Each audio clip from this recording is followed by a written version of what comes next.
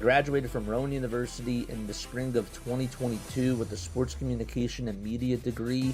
I got to actually call minor league baseball and G League basketball games while I was in school. And then I graduated, and as soon as I graduated, I went to NFL Films in Mount Laurel, New Jersey. And as much as I loved that experience, I miss putting on the headsets. I decided, you know what, talk is cheap. I have a laptop that's in my house, and so 21 months later, here we are, still on YouTube, calling games and building an incredible, loving community on here with the people that I call my Philly freaks with a capital P and a capital H. We go live for every single Phillies, Sixers, and Eagles game, and we do it like old school radio play-by-play style. I'm Jason Joseph, and this is Play-by-Play with JJ. Shota swung on, barreled out to right field. Bye-bye baseball. That baby is long gone. All right, here we are. What's going on, folks? Hopefully you're all doing well. All right, we are back. Everything is all good. Let me know how the audio sounds now. I noticed that my levels weren't so good before, and now I think that they're really good. All right, so it's 1 ball, 1 strike. We're in the bottom of the first. Phillies are taking on the Mets. Let's go. And here's the 1-1 to Lindor. It's a little bit down for a ball. What's going on here? There it is.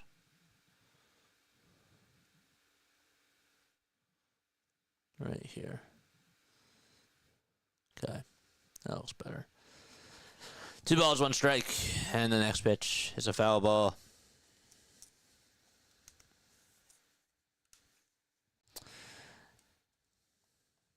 All right. Here's Aaron Nola. He's out there on the mound, pitching for the Philadelphia Phillies. Lindor is up to bat. And the pitch, there's a high fly ball hit out to right field, and Francisco Lindor hits the Citi Field sign. It's gone. All right, so it's 1-0, and Aaron Nola gives up a home run to Lindor on the left side of the plate, and the Mets are on the board early. That was a hanging knuckle curve, and Lindor was waiting on it, and he just lifted it out to right field, right down the middle. The one thing about Nola is that he nibbles a lot. And, well, that thing was supposed to be inside and low, and it was just left out over the middle of the plate. And the camera was shaking. It was rocking here. The pitch, and it's in there for a strike. Aaron Nola with the homer.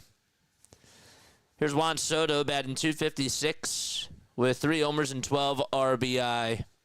No balls, 1 strike. Nola comes set at the letters and kicks, deals. The pitch is inside for a ball. Make sure you guys hit the thumbs up button. Hit that subscribe button as well. And turn on those notification bell icons. Hardcore called it. He said that JJ was waiting for it. That's why he didn't go live. He was making a joke out of it. And he called it. 1-1. That should have been called a strike. It's called a ball, though. I'm sure that you're proud that you called it.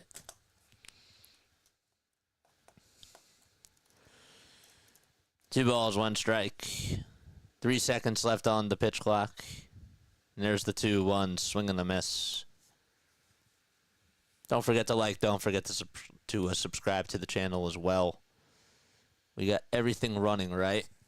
What's up, Brandon? How are you, my friend? Guys, calling in after the show. I'm doing post-game shows every day, every game. Except I didn't do it yesterday because it was Easter. Here's the 2-2 to Soto, swing and a miss. And Nola gets his first strikeout of the ball game. Okay.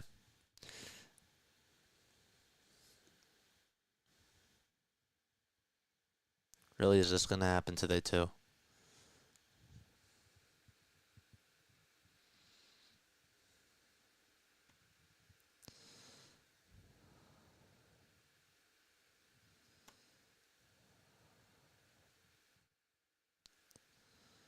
The pitch.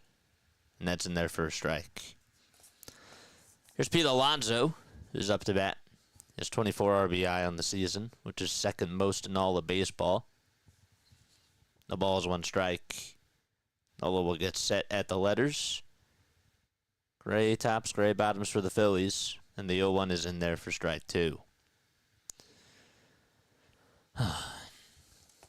Let me know down below if you're watching the game on TV or if you're just tuning in to the play-by-play. I'm just curious. I might actually do a poll. How many of you are... Yeah, I might do that. 0-2 pitch. It's a line drive. It's caught over at shortstop by Trey Turner. So he lines out. Phillies defense will look like this. It'll be Nola on the mound, JT behind the plate, Harper's at first, Stott's at second, Turner's at shortstop, Bohm is at third, Kepler's in left, Rojas is in center, and Castellanos is out in right field. 2 outs. We're in the bottom of the first, and the windup and the pitch from Nola, that's in there for a strike at 91 miles per hour.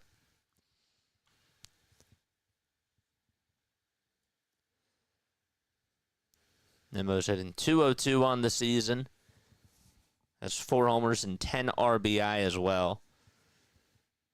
The 0-1, that's in there for strike 2. Usually watch on TV and listen to you. However, tonight I'm out, so it's only you. Okay. There's 2 outs. We're in the bottom of the first. It's 1-0 Mets. Lindor hit a homer on the left side of the plate off of Nola, and the 0-2 is a high pitch, but it's fouled off by Nimmo.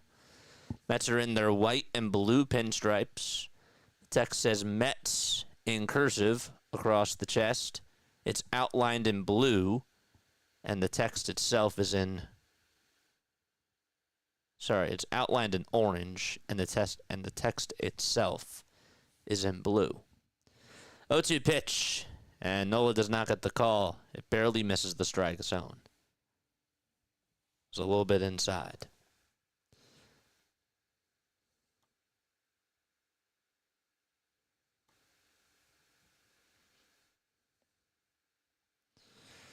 One ball, 2 strikes.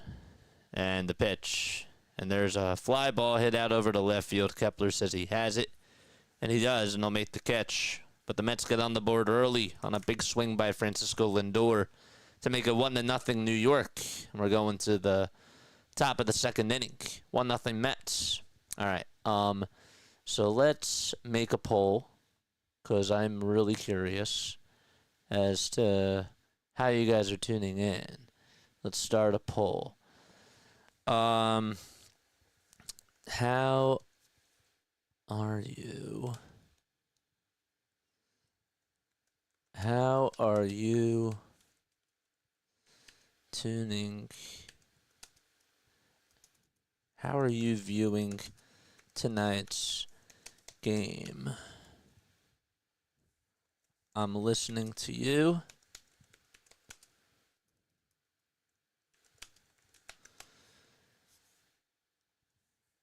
I'm listening to you and watching TV. I'm listening and watching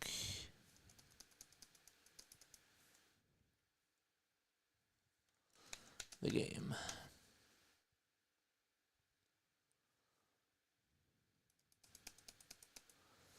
Okay. To you. Listening to you and watching the game.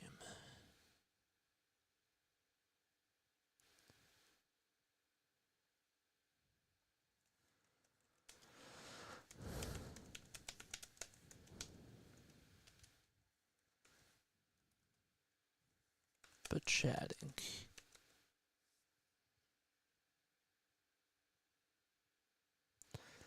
Okay, here we go. I'm just curious. Answer this. Okay. How are you viewing tonight's game? I'm listening to you. You're either listening to me, and you're watching the game, or you're watching the game and you're chatting and not listening to me. 1 ball, no strikes. The pitch. That's outside for ball 2. Castellanos is up to bat, by the way. It's 2 balls, no strikes. We're in the top of the second. It's 1-0 New York. Mets have the lead off of the homer by Lindor. The 2-0 is down in the way for a ball. There we go. How are you viewing tonight's game? I'm calling it, and I'm watching it on TV. 3-0 pitch. It's in there for a strike. It's a four-seam fastball at 94 miles per hour. Tyler McGill's pitching. He has a 1.40 ERA. Last time he pitched, he went 5 innings, gave up 2 earned runs, 4 of them 4 total runs. He had 3 strikeouts and had 95 pitches. Next pitch, and that's going to make the count full at 3-2. This is a big series between the Phillies and the Mets. Mets are 2 games above the Phillies in the division.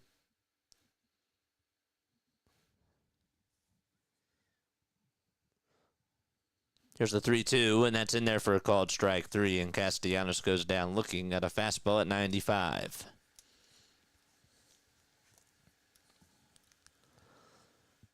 I mean, the pitch was right there for him to hit. I guess that he was anticipating that there was going to be some extra movement on the pitch, but wasn't what he was looking for, that's for sure. 1 out here in the top of the second, and Kepler will step on up to the plate. Red batting gloves, black bat, and he takes a slider in the dirt. He's hitting .217 in 19 games so far. Has 1 homer and 4 RBI. The homer came in the National Series. And the 1-0, that's flied out towards left field. It's hooking foul and goes out of play. Phillies are in Queens tonight. First pitch started at 7:10 p.m. Eastern Time. Tomorrow night it'll be at 7:10 as well. And then Wednesday they'll wrap up the series at 1:10 in the afternoon. 1 ball, 1 strike. The windup and the pitch. A fastball right down the middle, and Kepler takes it all the way for strike 2.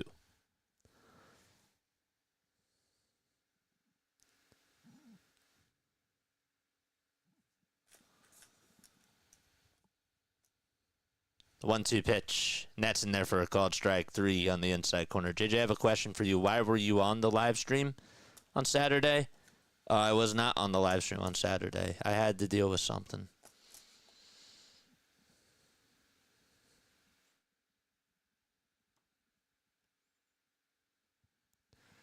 Pitch is in there for a called strike 3.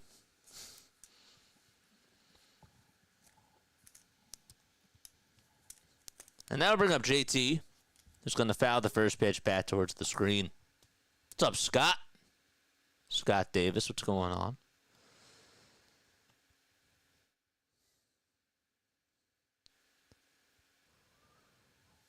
The ball's 1 strike. There's 2 outs. We're in the top of the second. There's the 0-1. It's down and away for a ball. We're split 50-50 on I'm listening to you or I'm listening to you and watching the game. Nobody's on here just for the comments. That's funny. There's a couple people I know that do it just for the comments. 1-1. There's a foul ball. It's like so split on it.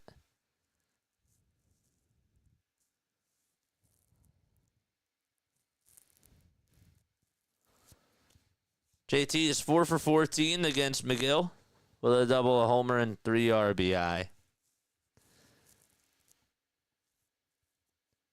The 1-2 to JT, swing and a miss, and the side is retired. Phillies go down in order 1-2-3 as McGill will strike out the side, and we're going to the bottom of the second. It's 1-0 Mets. All right. Okay. I will be right back. I'm going to take a quick step off just to regroup, and I will see you really soon.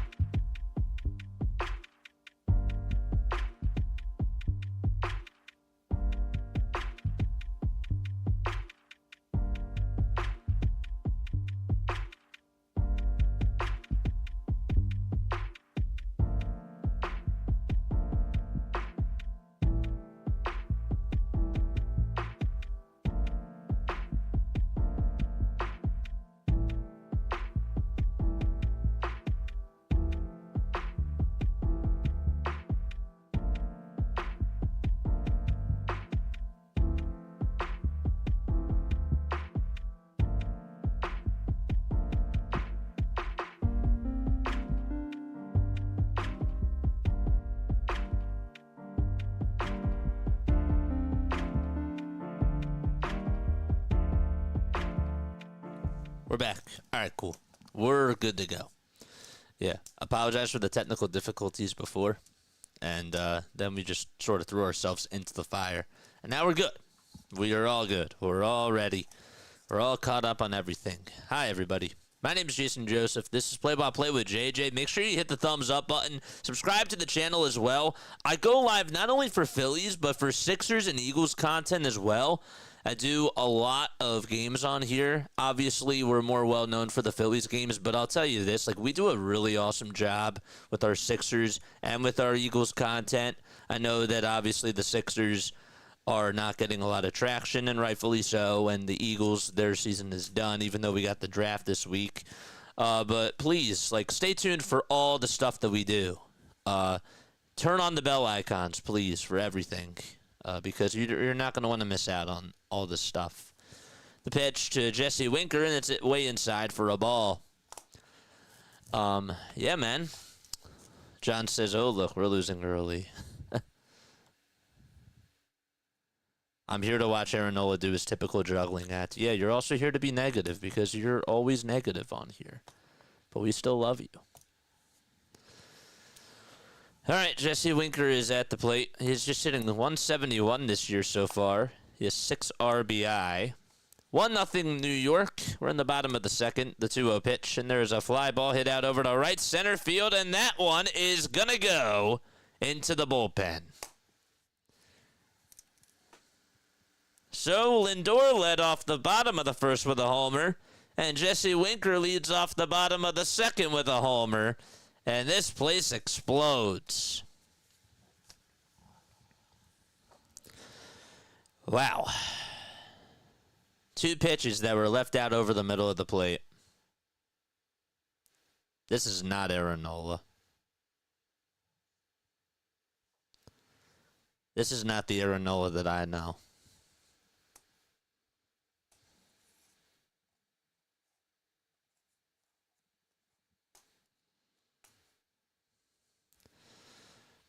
The pitch. It's right down the middle for a called strike to Luis Torrens.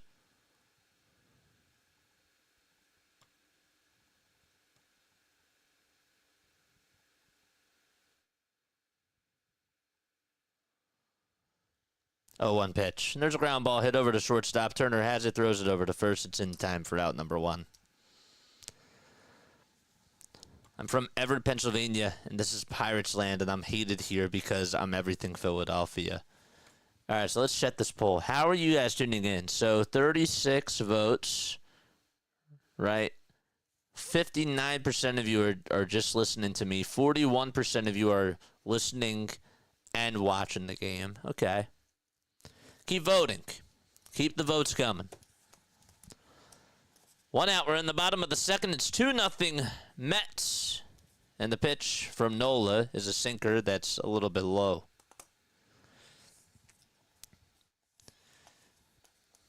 How do you guys feel about the Phillies so far? I mean, they're such an up and down team. 1-0. There's a swing and a miss.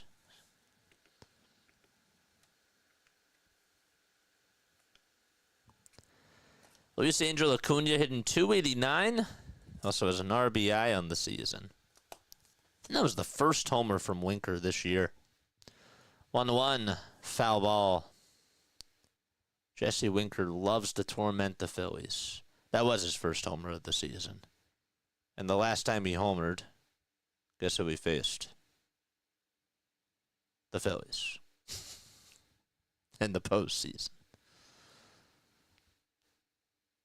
Here's the 1-2 to Acuna, swing and a miss. And so there is the second out of the inning. 2 strikeouts for Aaron Nola. Ooh. Man.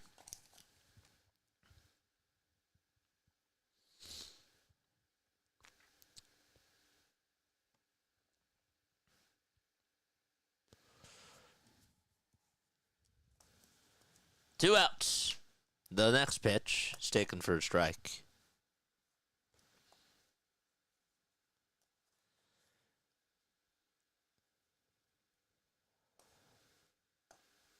Are you from Dallas by any chance? Thank you. Thanks for the gesundheits and the bless yous. Thanks. The ball is 2 strikes. Chat's flying today.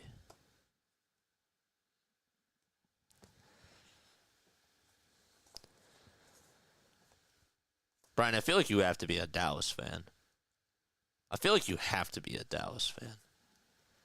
I'm just an objective Phillies sports fan. Homerism isn't in my blood. Objective. I mean, you do seem to be a lot more negative for the most part than positive. 0-2, and that's taken outside for a ball. I'd love Nola to show some emotion like Strom or Alvarado, says Bruce. I'd like Aaron Nola to get it together. 1-2, it's popped up. It's hit out over towards shallow left center. And Trey gets under it, and I'll make the catch. And so, another leadoff homer. This time it comes from Jesse Winker. And we're going to the bottom of the 3rd. Okay. But complaining is in your blood. Let's go.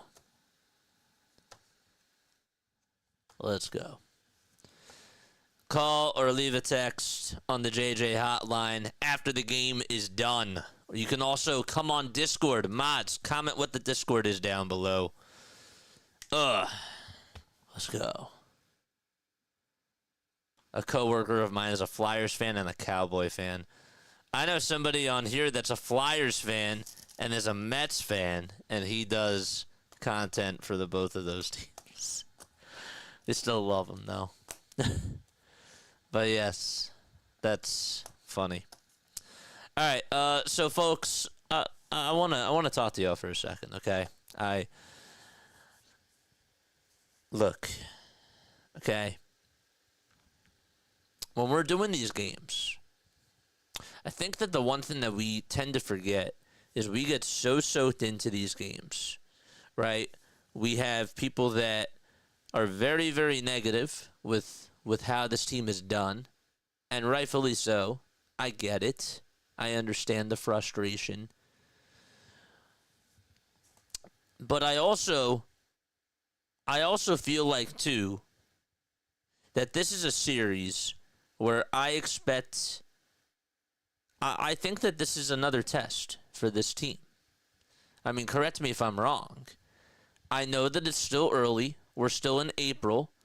But I want to know what else we're going to need at the trade deadline. I think that we learned from the Miami series that we could use another bullpen piece.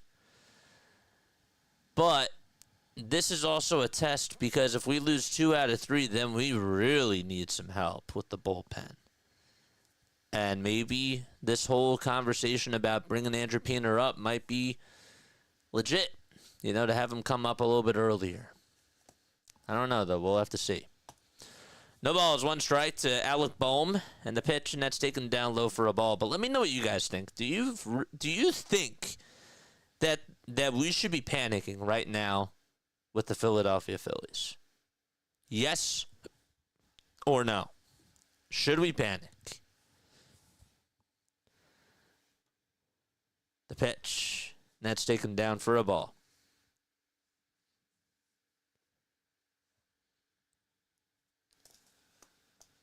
Is it time to panic? McGill pitching. Here's the 1-2 to Boehm, and he lines it foul and out of play. Steve says it's not time to panic. Who else? We need a new GM. So I know somebody who is ready to panic. Who else? Panic, no. Concerns, yes. Serge says no. Okay? Scott says no. All right, so you guys think it's not time to panic. 1 ball, 2 strikes to Alec Boehm.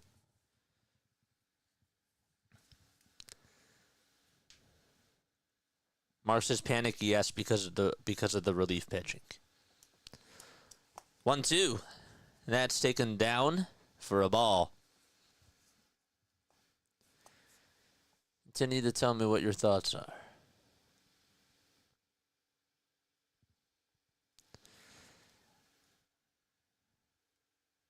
Two pitch, and there's a swing and a miss, and Bohm is down on strikes. That's the 5th strikeout today from Tyler McGill. He struck out 4 in a row. We'll just do it live. Is it time to panic? And no spoilers in the chat. Just wanted to say that. The pitch to Johan Rojas. It's in there for a strike. Brojas. I was still laughing at that. Brojas. It's funny. If there was something to panic about, what is that? What is the biggest panic? What would you say is the biggest thing to panic about?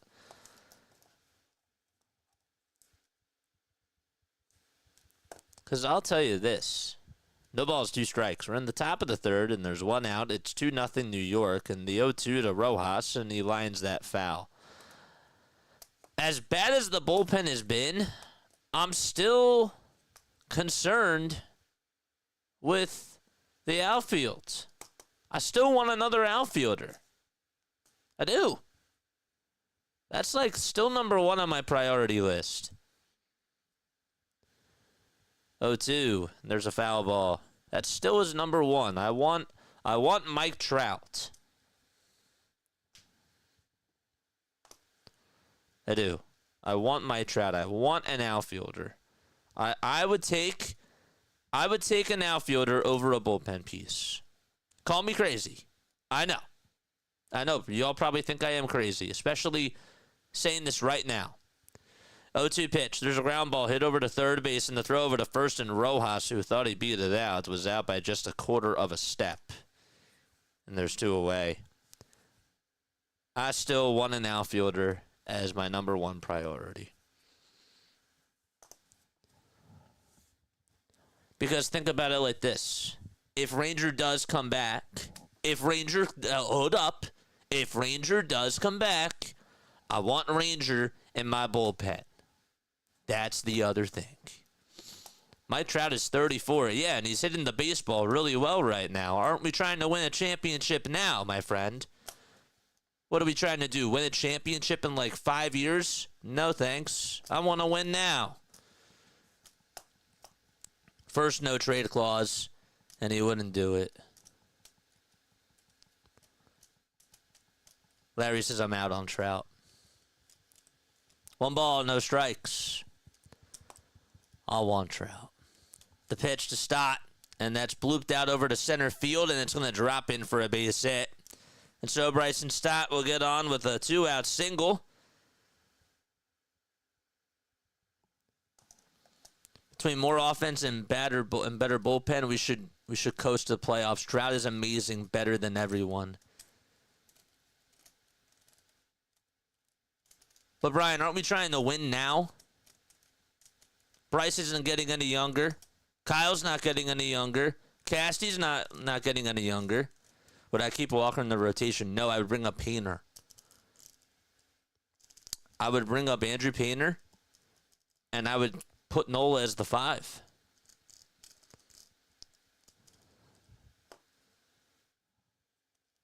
One ball, no strikes. To Trey Turner. The pitch, and Turner pops it up. It's foul behind home plate, and it goes out of play.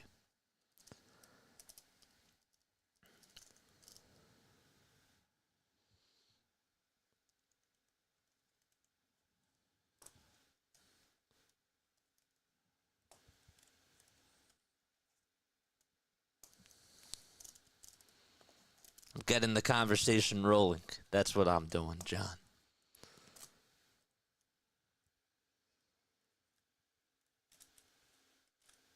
One ball, 1 strike. Toss back to first, not in time.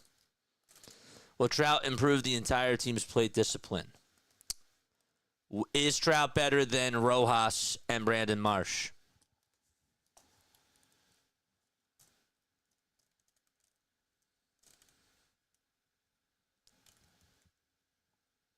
Brian, you're acting like Justin Crawford is an MVP player. He hasn't even played in the majors yet. I want to win now. This is it. Like, this is the final year. I think that if they don't do it this year, I think that we're done. 2-1 pitch. It's a little bit outside for ball 3. And Turner's ahead in the count, 3-1. What's up, Doug? How are you, my friend?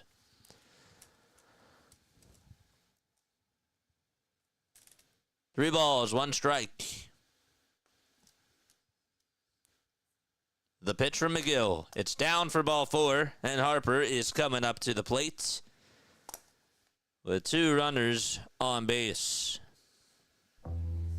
Let's go. Let's go.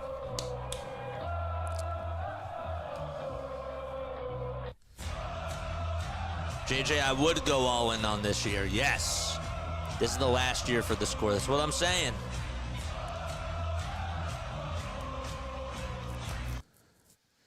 If we're done, then you want to hang on to the guys like Crawford for the future. 2 outs, 2 runners on, and the pitch. That's taken for a ball. Larry says that's 1 spot. What about the other 8? Well, 1 spot still improves the team.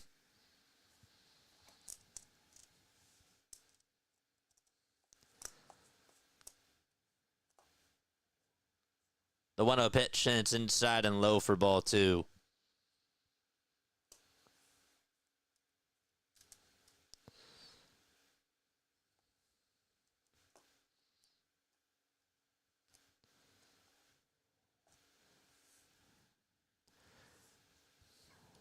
Here's the 2-0 to Harper, and it misses outside for ball 3, not by much. This is a make it or break it year.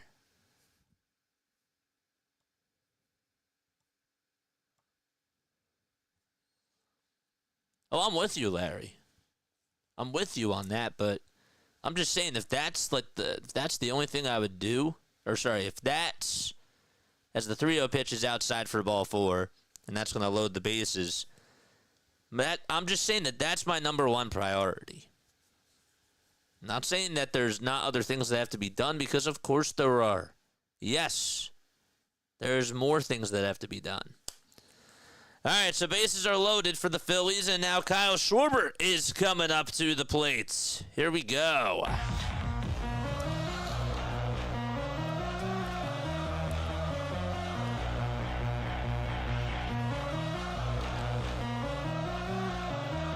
All right, let's go. See the Schwarber emotes in the chat. Wake up, come on.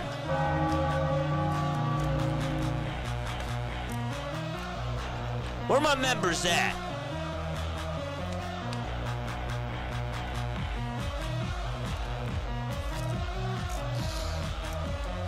Come on, we're playing the Mets.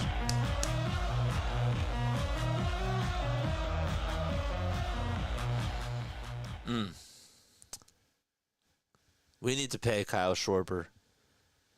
First pitch to Kyle, strike 1. He takes it on the outside corner. This is a big at-bat here. 7 career grand slams for Kyle. This season he's 1 for 4 with the bases loaded. 0-1, he takes it down for a ball. This is a golden opportunity for the Phillies to get at Tower McGill. Stotts at third. He got on with a bloop single with 2 outs. Turner got on with a 2-out walk. And then Bryce walked on 4 pitches. 1-1 pitch, swing and a miss. Got a change up on the outside corner. Got down on 1 knee. Castellanos waits in the on-deck circle. Schwarber's going to call for time as he's out of the batter's box, and Mets fans already on their feet.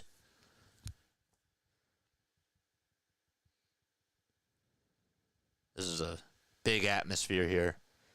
The 1-2, the Schwarber, swing and a miss. Got him to chase after a changeup that was low and in the dirt. And the inning is over. That was a big opportunity, and that strikeout was huge. McGill wasn't going to give him any fastballs, decided to go with some changeups, and it worked. We're going to the bottom of the third.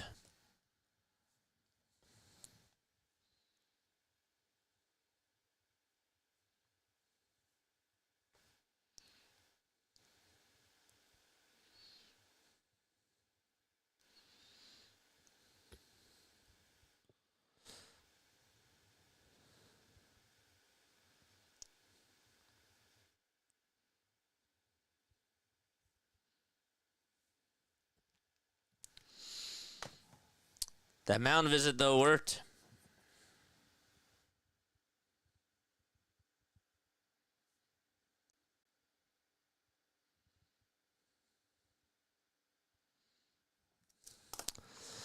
All right, make sure you hit the thumbs up button, hit that subscribe button. That was a bad at bat there.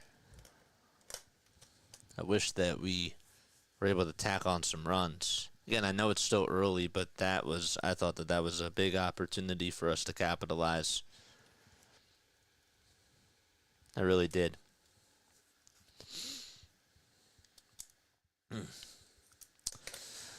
Was doing this little exercise. Yeah, I was doing this little exercise that I wanted to talk about, and I'm actually going to talk about it in the next half inning, but I don't want you guys to leave. For those of you that are thinking about going, I want you guys to stay on for this, okay? I'm going to give you my top 10 players in the NL East right now when everyone's healthy. But I'll tell you this. Bryce Harper is not in my top 5. Bryce Harper is not in my top 5 for the best players in the NL East. Here's Nola, and the first pitch is taken for a ball. Harper is not in my top 5 when everyone's healthy. 1 ball, no strikes. The pitch, it's in there for a called strike.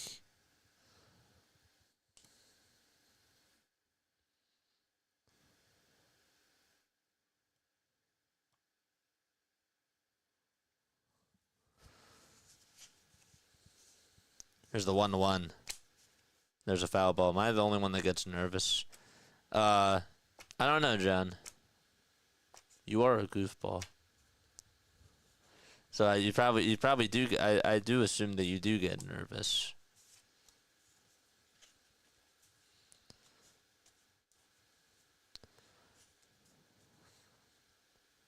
There's the 1-2. There's a fly ball hit out over to right field. Stott's on the run. He won't be able to make the catch. It goes into no man's land out in right field. So it's a bloop single by Tyrone Taylor. So yeah, Bryce Harper is not in my top 5.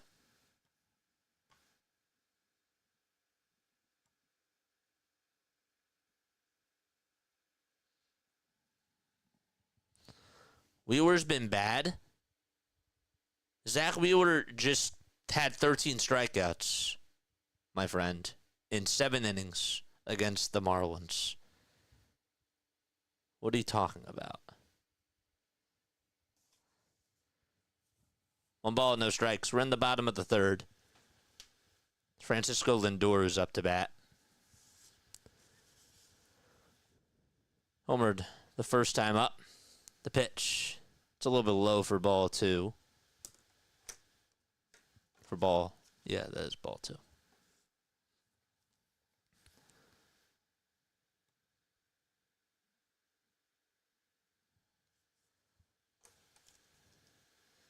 Two-0 pitch. That's bounced foul.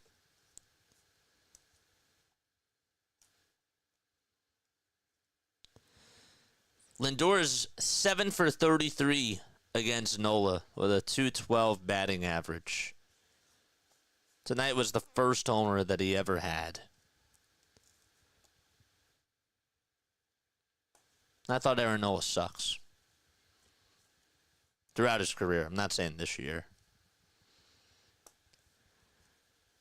2 balls, 1 strike. We're in the bottom of the third. There's a runner on over at first. 2 solo homers for the Mets. One was by Lindor. The other one was by a Winker. The 2-1 pitch. That's high inside.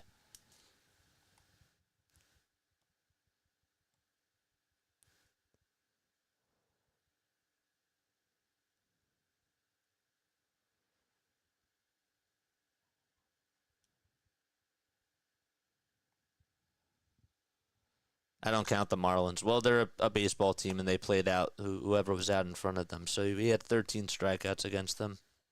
I'll take that. The pitch. It's taken down low for ball 4. Brian. Okay, I'm talking about this year. This year, Nola's been bad. I understand, but last year, he really wasn't bad at all. If you watched him in the playoffs in 2022, he wasn't bad at all then either. He had problems from the stretch in 2023. I get it. The pitch. That's in there for a strike. So now it's Juan Soto who's up to bat. Then the Phillies are a wild card team. Do you think that they're a division winner? No. No balls, 1 strike to Juan Soto. And the pitch. It's wide for a ball.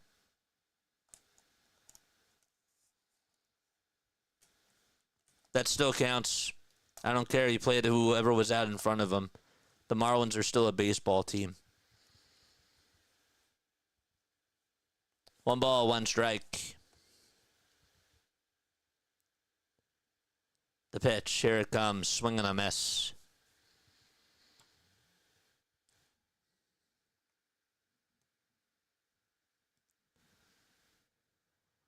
If Nola has 2 more runs, he has to be pulled. The problem is, though, is that your bullpen is so limited. 1 ball, 2 strikes.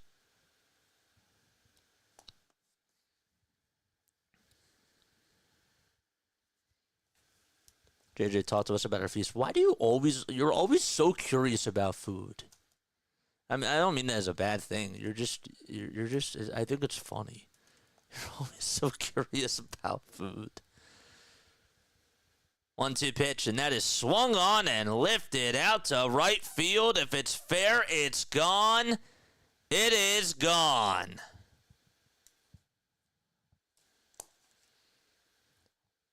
And that makes it 5-0.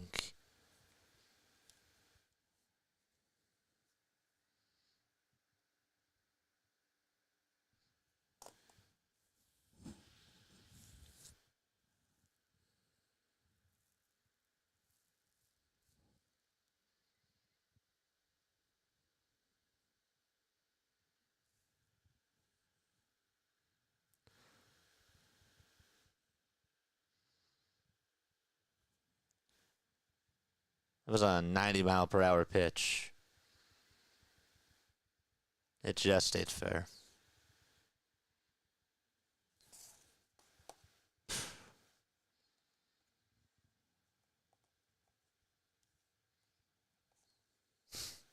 So I was like, is that fair? Yep.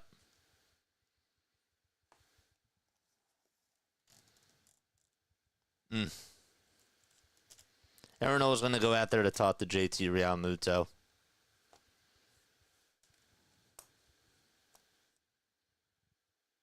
Unbelievable.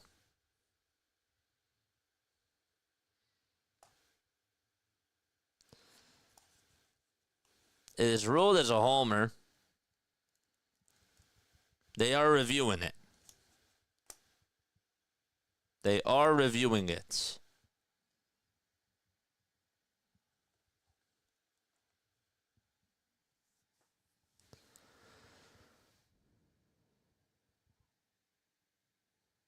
Oof.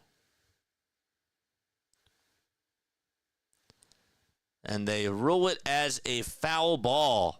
It is a foul ball. So the call is overturned. It's a foul ball. to Juan Soto. Oh my gosh.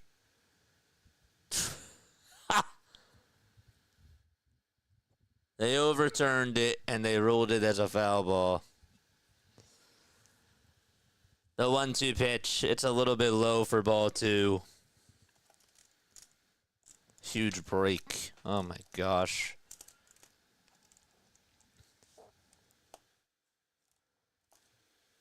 So they overturned it and they called it a foul ball.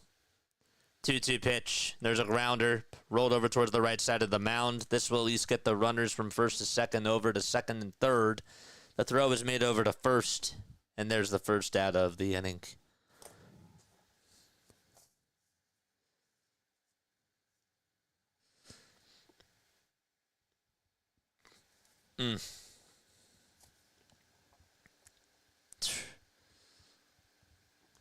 Now it's Pete Alonso coming up.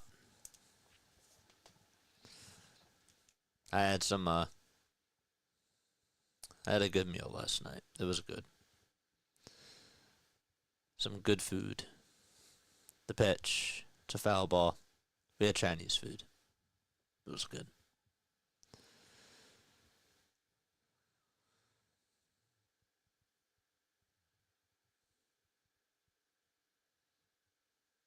The ball is 1 strike. Nola gets set at the letters again. Here's the 0-1, swing and a miss. Oh, cutlet sounds really good. Chad is going by.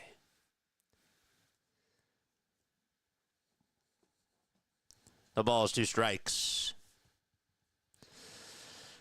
1 out.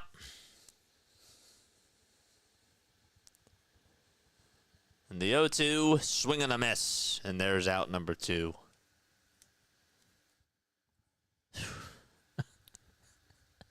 I'm still laughing, man. I'm still laughing at that.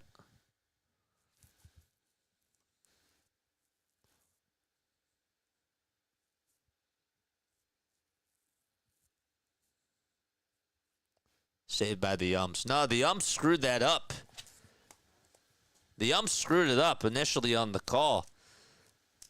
And then they reviewed it. The pitch. There's a foul ball. So that was just saved by the wind.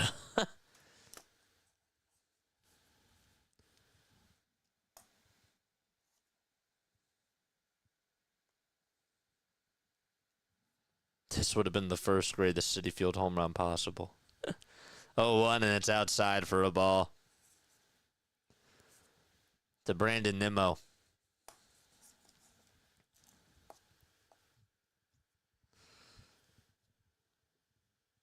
Two runners in scoring position. Nola gets set at the letters, and here's the 1-1, and that's in there for a called strike. 1-2 is the count to Brandon Nimmo.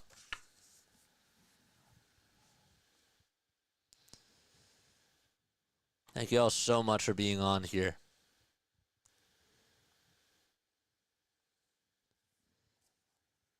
The 1-2 from Nola. It's up high for ball 2.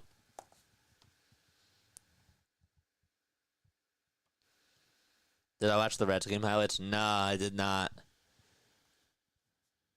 I did not watch the Reds highlights. No. 2 outs, bottom of the third. And the 2-2 pitch, that's in there for a called strike 3. And the inning is over. Well, what could have been a home run ended up being taken off the board. And, well, we're going to the top of the 4th. It's 2-0 New York. All right. So I'm going to give you, okay, these are my top 10 players right now in the National League East. Okay? Number 10. We'll do in order. This is when everyone's healthy, okay? I got, when everyone's healthy, Acuna is the best player in the NL East. Number 2, I got Chris Sale. Number 3, I got Juan Soto. 4, Zach Wheeler. 5 is Francisco Lindor. 6, Marcell Ozuna. 7, Spencer Strider. 8, Christopher Sanchez. 9, Kyle Schwarber. And 10, Bryce Harper. Bryce Harper's not in my top 5. My top 5 is Acuna, Sale, Soto, Wheeler, and Lindor. Those are my top 5 best players in the NL East when everyone's healthy. And Strider just went on the IL.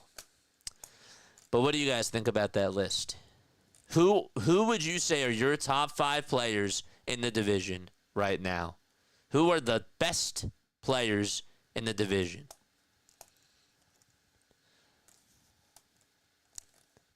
You think Juan Soto's the best? I forgot Pete Alonso. I will still take Bryce Harper and Kyle Schwarber over Pete Alonso. And I will still take Lindor, Ozuna, Strider, and Sanchez over Pete Alonso. Races Alonso. I'm still taking all those guys over Pete. Some would say that you could put the pitch. There's a swing and a miss. Don't they have to play the field as well? What do you mean? Rojas, says Larry. I mean, when I think about best players, I also mean pitchers too. Daniel, thanks so much for the $1. Appreciate that, man. Appreciate you. No balls, 2 strikes to Nick Castellanos.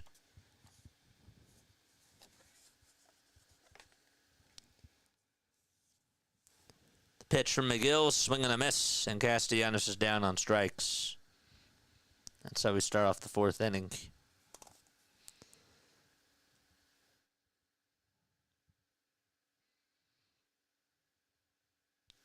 Who's in your top 5?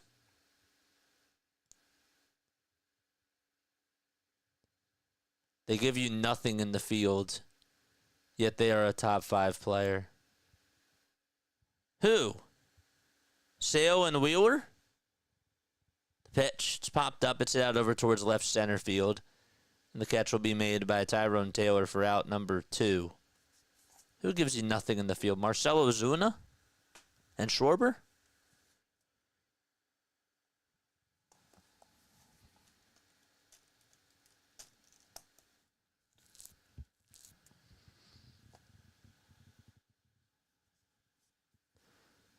Let's go back to this. There we go. I'm talking about the NL East.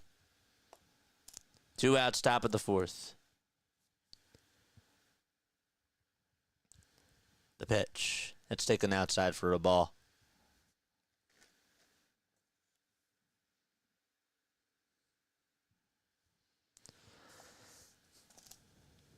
One ball, no strikes. We're in the top of the 4th. There's 2 outs. It's JT Realmuto who's up to bat. JT struck out swinging.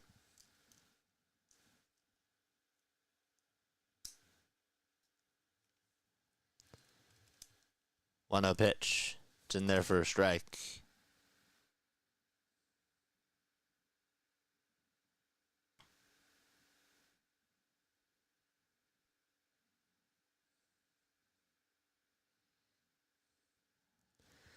One pitch. It's taken down for ball 2.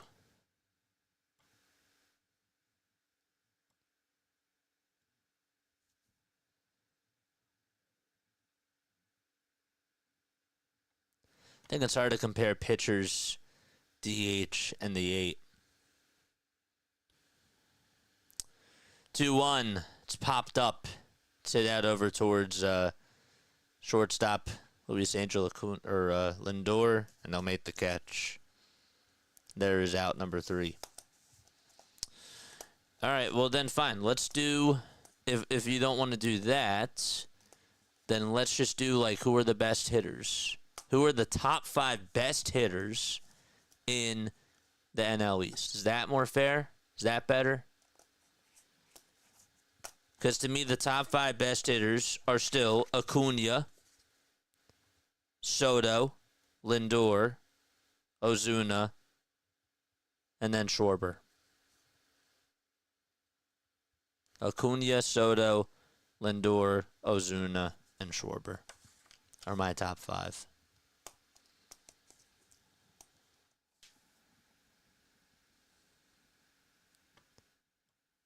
I realize it is subjective and an opinion. Yeah, but when I think about players, I'm thinking of like everybody, right? Like pitchers, hitters, good defenders. Like it's like the best overall players. I guess that Chris Sale's dominance, I think is, I don't know, would I say Sale is better than Soto? I understand that, yeah, you could say that you're comparing apples to oranges, and I get that. But, I mean, fantasy baseball ranks them all the time, and they'll say, like, well, this is the best player in all of baseball. It's Shohei Ohtani, or, like, this is the best player, or this is the second best player.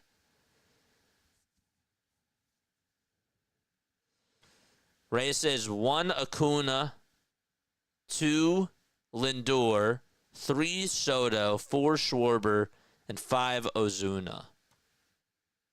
Jeremy says he's on pace for 15 homers. Elijah says Juan Soto, I thought he went to the Yanks. He was on the Yankees last year, and then he signed with the Mets this year for $765 million. Right? 765.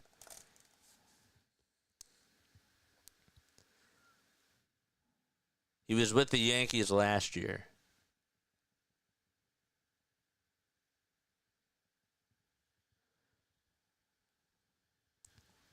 Here comes Jesse Winker.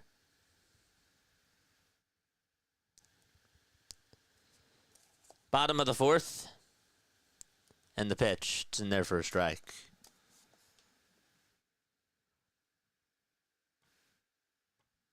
You're not dumb. It's okay, I screw up all the time. People call me out all the time. And you know what that means? That means I'm doing my job.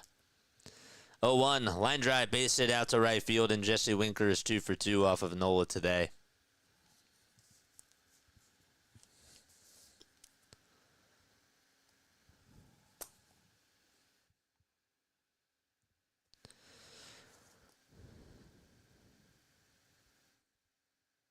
Aaron Nola, who said last week that he hasn't felt like himself out of the stretch, has put the leadoff man on base in 9 of his last 15 innings. Forgot to do on this day of Phillies history. The pitch. It's a little bit low. It's also inside for a ball. So, yeah, top 5 players in the NL East are blank, blank, blank, blank, and blank. We're talking about hitters. 1-0. It's in there for a strike. Who were the top 5 best hitters in the National League East when they're healthy? I got one answer. Alonso's doing better than Soto in many metrics. I'm saying when everyone's healthy. When everyone's healthy, who would you say is the best overall hitter? The pitch, ground ball, hit over to shortstop. The throw, the second, there's one. The throw to first in time for a double play.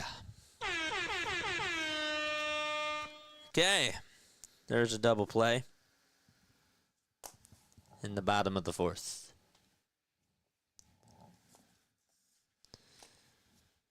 All right, I forgot to put a limit on chat. That's why everybody's commenting so quickly.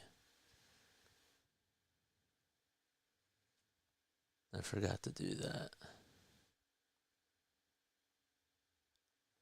Soto for sure. Slow mode. We're going to do it for 5 seconds.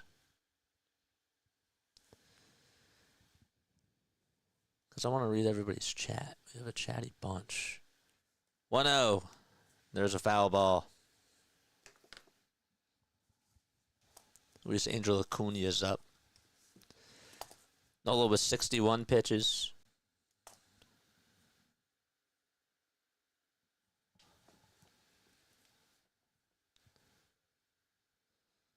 The 1-1. Here it comes. There's a grounder. Hit over to first base. Harper has it and tags to the bag in plenty of time.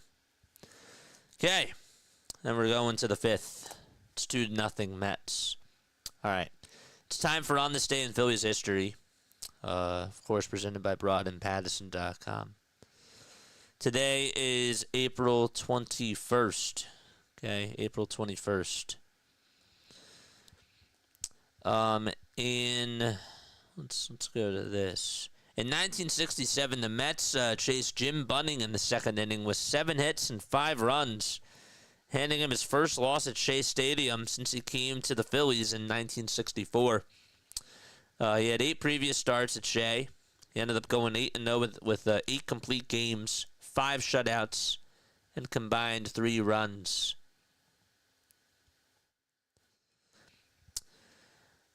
Cole Hamels struck out 15 batters on this day, and back in 2007, the Phillies turned a triple play as they defeated the Cincinnati Reds. So, nice quick few outs here. I agree. What's up, Jeevan Newts? How are you? And then a year later, Chase Utley had a home run that helped them win 9-5 in Colorado. It was Utley's 5th consecutive game with a homer, tying a team record achieved by 3 others, and the more recent one at the time was Bobby Abreu in 2005.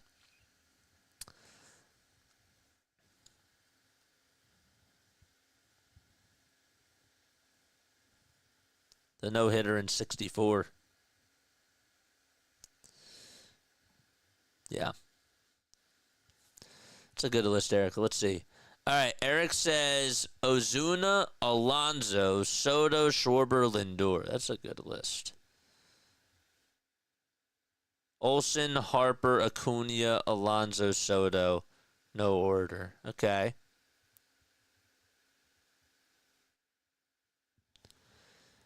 The pitch. That's taken inside for a ball.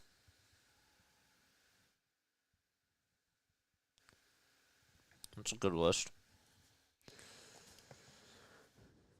Bohm just got hit by a pitch. Let's see. Yep. Got him right on the elbow.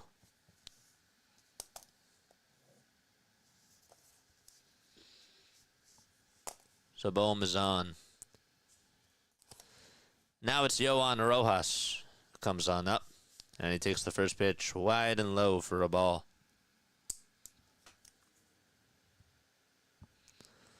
Stott waits in the on-deck circle.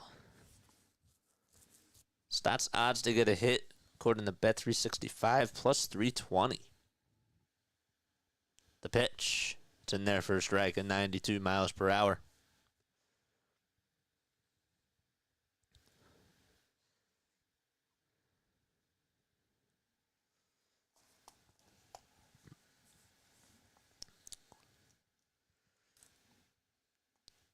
The tying run is up at the plate. Don't forget to like, don't forget to subscribe as well. 1 ball, 1 strike. 73 pitches for McGill, and here's the 1-1, swing and a miss.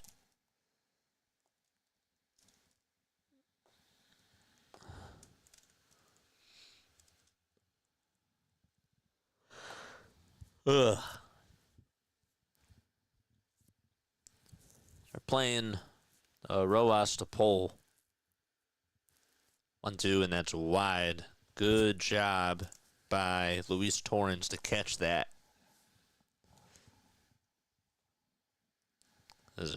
That one almost got by him. 2 balls, 2 strikes. 5 seconds left on the pitch clock, and here's the 2-2 to Rojas, swinging a miss, and he strikes out. Make it 8 strikeouts for McGill. Unbelievable.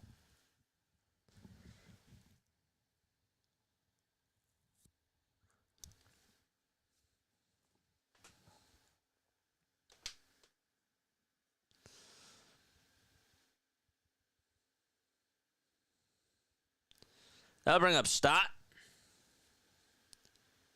And Stott will take a four-seamer at 94 for a strike.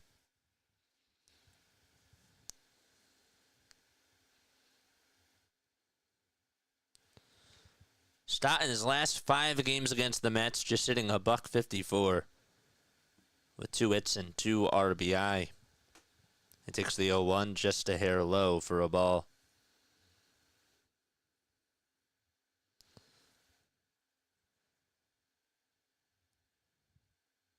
Saw that Bohm was on a 7-game hitting streak coming into today. 1-1, swing and a miss. That changeup has looked pretty good tonight from McGill.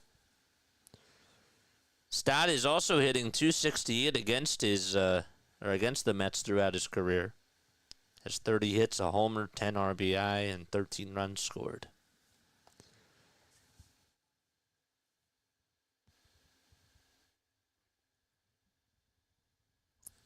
The 1-2 to Stott, and it's in there for a called strike 3. And Stott goes down looking.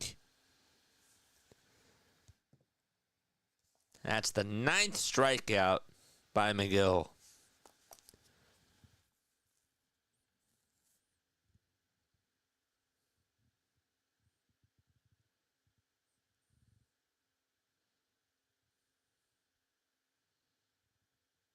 Comes Trey Turner. And Trey's going to take a pitch that's on the inside corner at 94 miles per hour. Trey's walked twice. They're being too passive. 0-1. That's a little bit outside for a ball.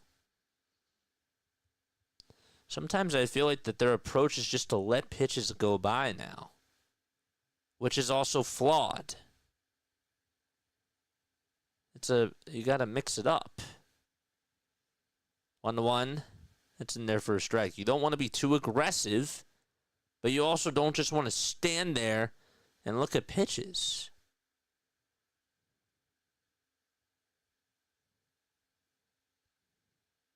One and 2 is the count to Trey Turner. The pitch, it's a little bit outside by a smudge. 2-2 is the count. We got 193 people tuning on in. Thank you all so much for being on here. Appreciate y'all. 2 balls, 2 strikes to Trey Turner.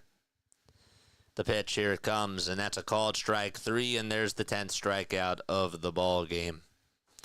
So Turner goes down on strikes. We're going to the bottom of the 5th. It's 2-0 Mets. I'll be right back. I want you guys to go say hi to Philly Take with RB.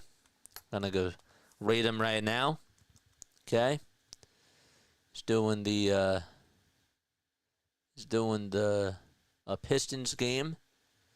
So let's go say hi to Philly Take with RB, because why not? Be right back. All right, be right back. Wait 1 second. Sorry. Here's his link. I need to get these links up earlier. All right, see you soon.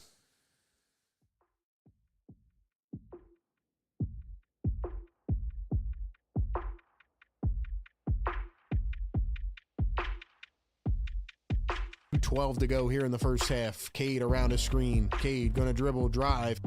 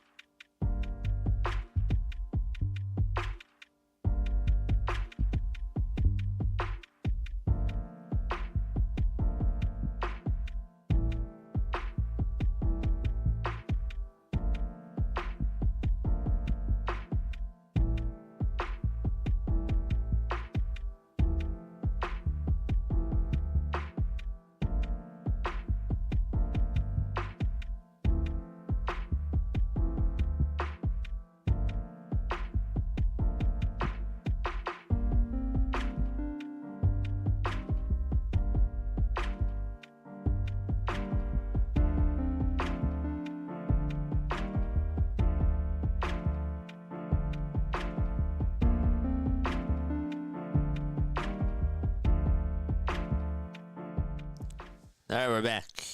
Here comes Brett Beatty to the plate, and he takes a ball. It's inside and low. If you're tuning in over on TikTok, appreciate y'all for catching the game, man. We appreciate each and every one of you. 1 ball and no strikes. And the pitch fouled away. Are we live on TikTok, actually? Yeah, we are. Cool.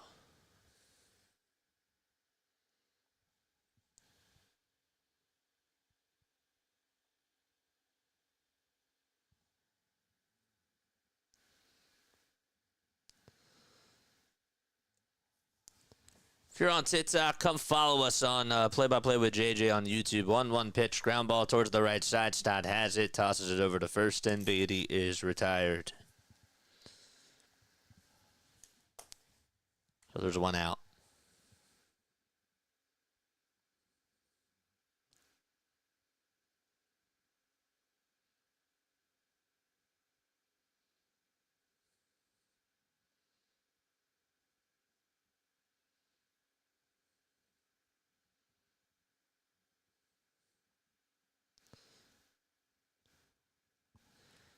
The pitch.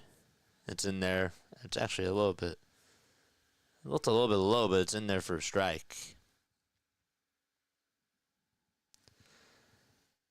Hit that thumbs up button, folks. 0-1 pitch. It's down for a ball. That'll make the count now 1-1.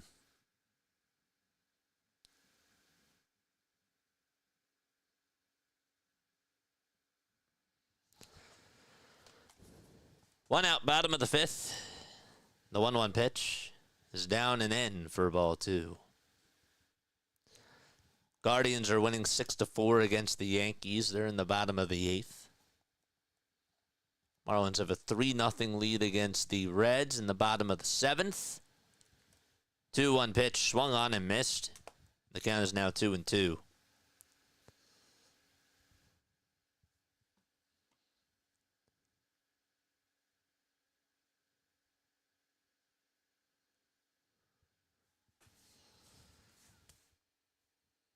Here it comes. Swing and a miss. And Aaron Nola will get a strikeout.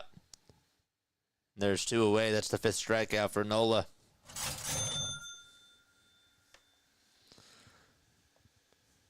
Was that Tyrone Taylor that struck out? Yeah. That was a good pitch.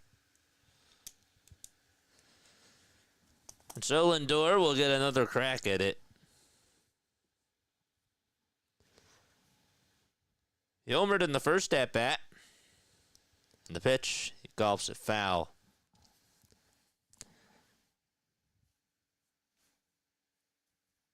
Can you show the Yankees? If you want to go see the Yankees, you shouldn't be watching this. I'm just calling it. That's what I'm doing, man. 0-1, it's inside for a ball. I just do play-by-play. If I showed the game, it would be illegal. I don't know why people keep asking me that. It really gets on my nerves. 1-1, and it's outside for ball 2.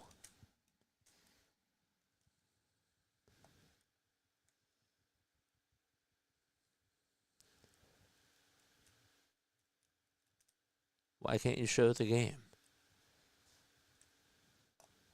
2-1 pitch, swing and a miss. Why are none of the people showing the game?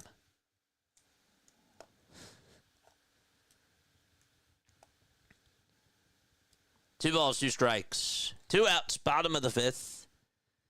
And the pitch to Lindor, swing and a miss. Got him, the strikeout. That's the 6th strikeout for Nola. And so the inning is over. We're going to the 6th. It is 2-0 New York.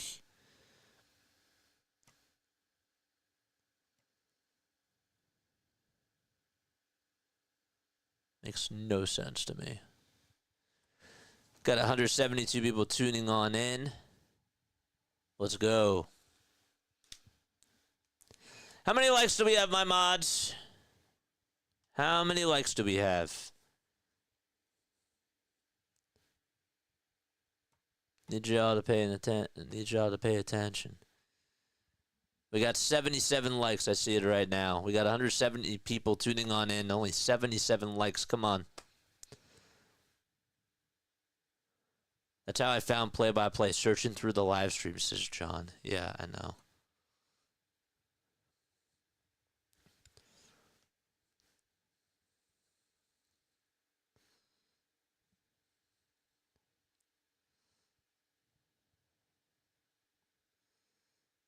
I was last at 58.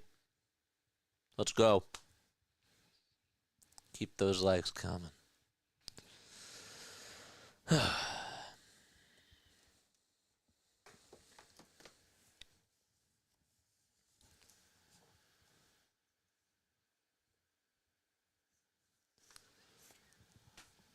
right, we're going to the 6. Come on, we got to wake up.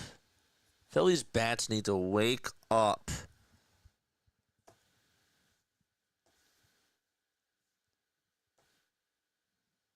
Entertain them, and they will, like, dance, JJ.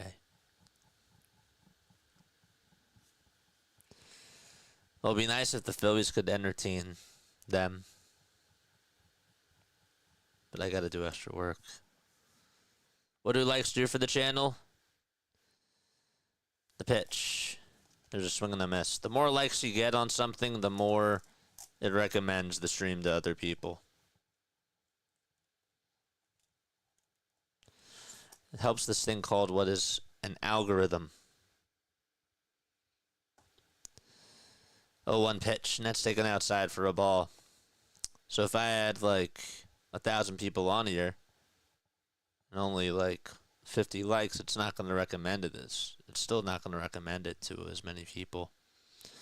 Because guess what? The 1,000 people could be bots. You know? 2 balls, 1 strike to Bryce Harper. McGill still pitching.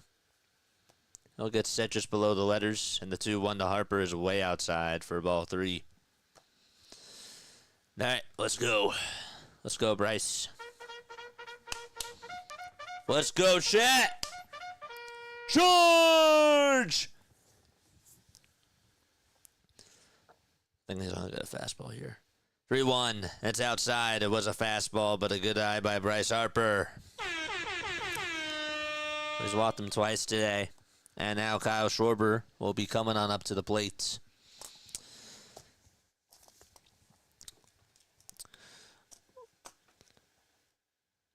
There's some great Phillies Mets memories that I have.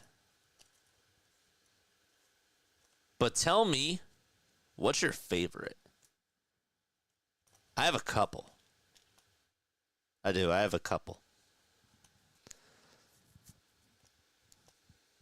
Schwarber's up to bat.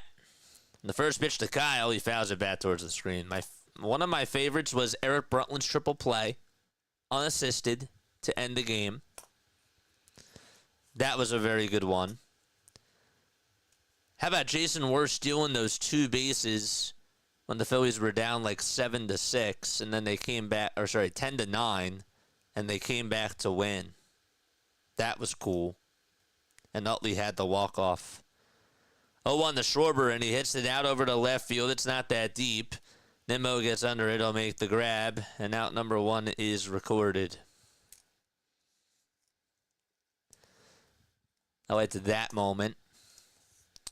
There was also a game where we were getting shut out, and we were down to our final out, and Chase Utley drew a walk, and Howard hit a go-ahead 2-run homer in the 9th inning. And the Mets lost. That was cool. Don't know if you remember that. But those are some of my fondest Phillies Mets memories. Also last year when the Mets walked the bases loaded and they just couldn't get an out and we came back and beat them. That was funny. I don't know. We have some good ones. We got a pitching change coming up. I believe I remember Carlton beating Tom Seaver, says Scott Davis. That's good. Minus seeing the 1980 World Series parade. I was there by dumb luck that day. John says, when David Wright retire.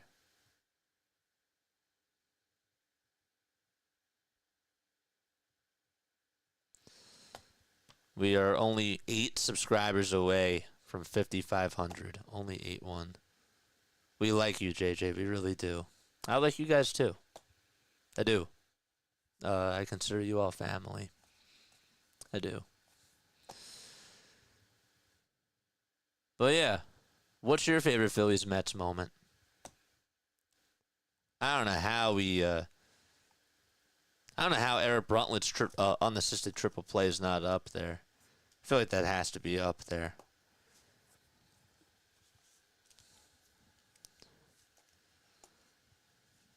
Like I said, Howard's homer versus the Mets after we're down to our final strike was awesome.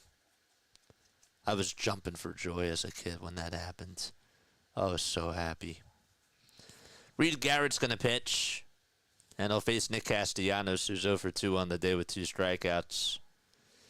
Catching and passing the Mets during the 07 stretch run. Yeah, that's when Chase Utley's hit happened. Yeah.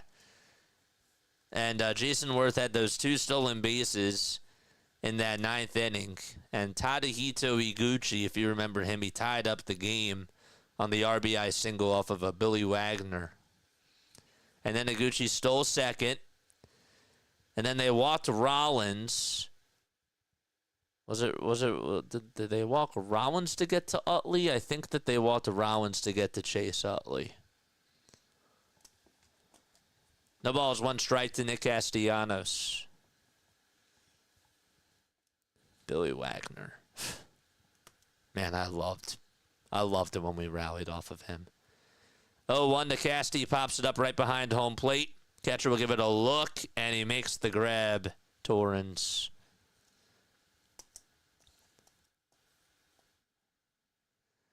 $5 super chat from Jack. My favorite Phillies Mets memory was Phillies hitter Von Hayes hitting 2 homers in the first inning, 26-7. Really? That's a good one. Thanks so much for the $5 super chat, my friend. I appreciate you. That's awesome. That's a good memory. Here comes Max Kepler, and he takes a strike. It's on the outside corner.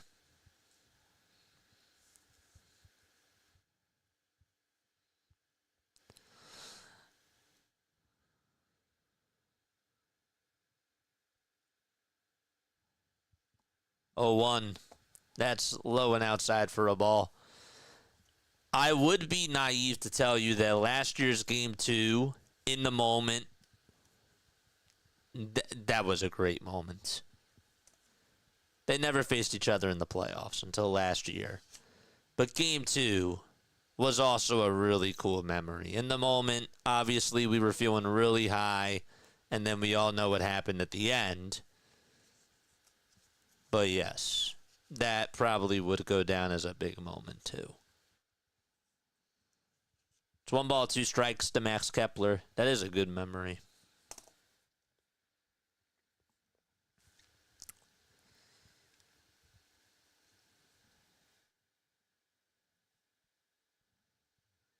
The pitch. It's in the dirt.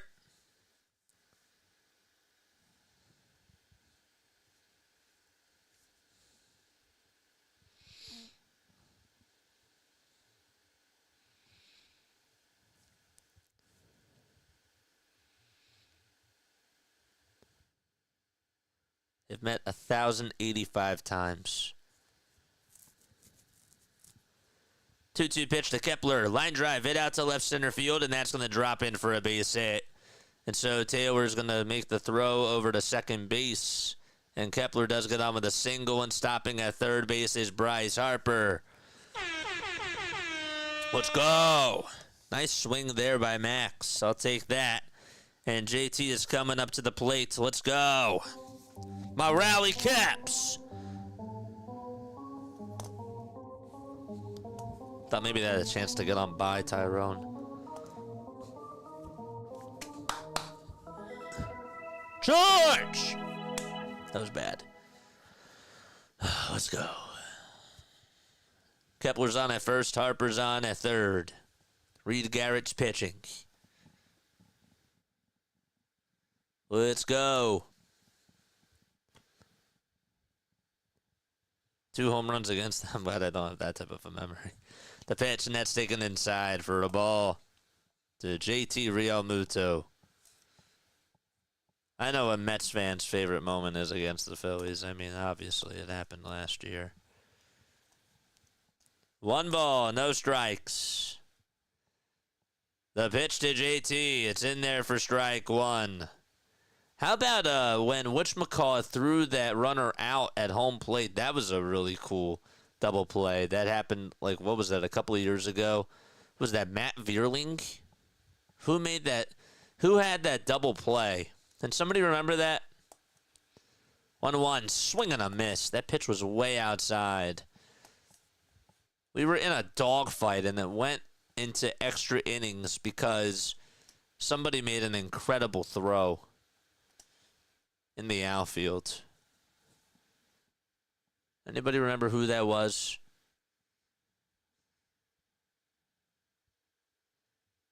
The pitch to JT. It's in the dirt for ball 2. Who was it? I can't remember. It wasn't Schwarber. It wasn't Cal Stevenson. Who made that throw to home plate?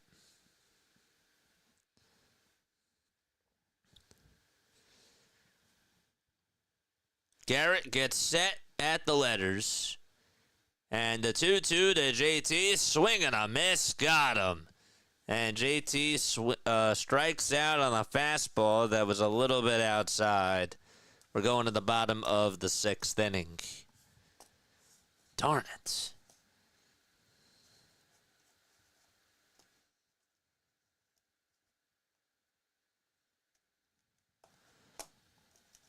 Anybody want to help me out? Who made that catch in the outfield for the Phillies against the Mets and threw out a runner at home plate in like an extra inning game? It's really going to bug me.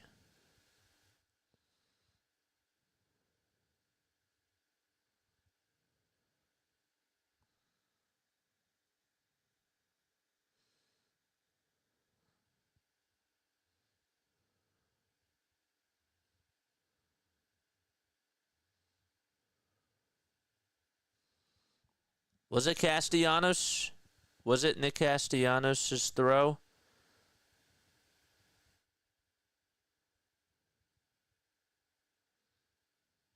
I don't remember.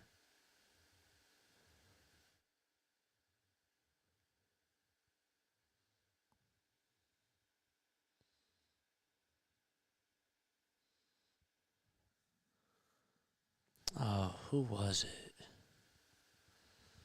I think it was a left fielder. Who played in left field for us?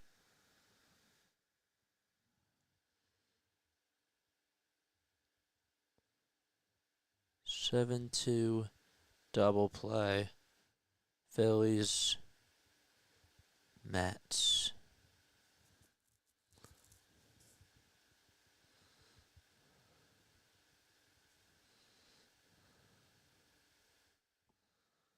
It was Casty.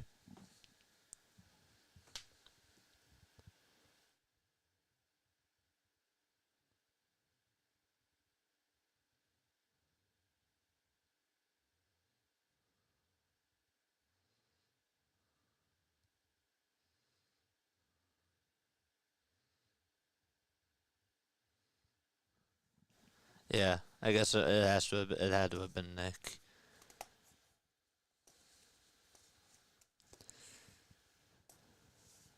All right, 2-0 Mets, and Juan Soto's coming up.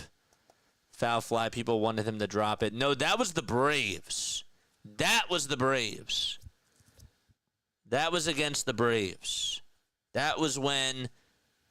Yes, that was against the Braves. That wasn't the Mets. I clearly remember that now.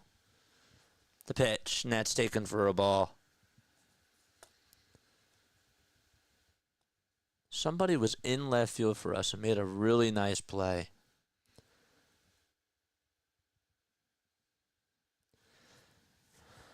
One ball, one strike. It's going to bug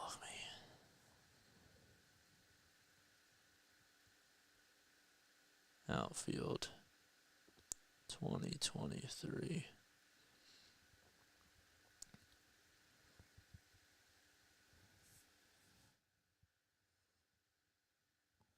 Two balls, one strike.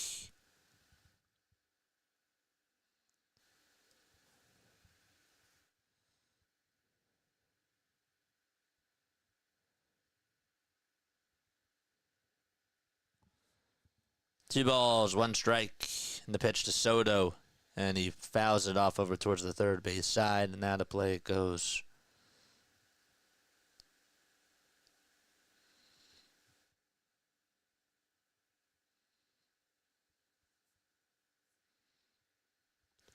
It was at Citi Field.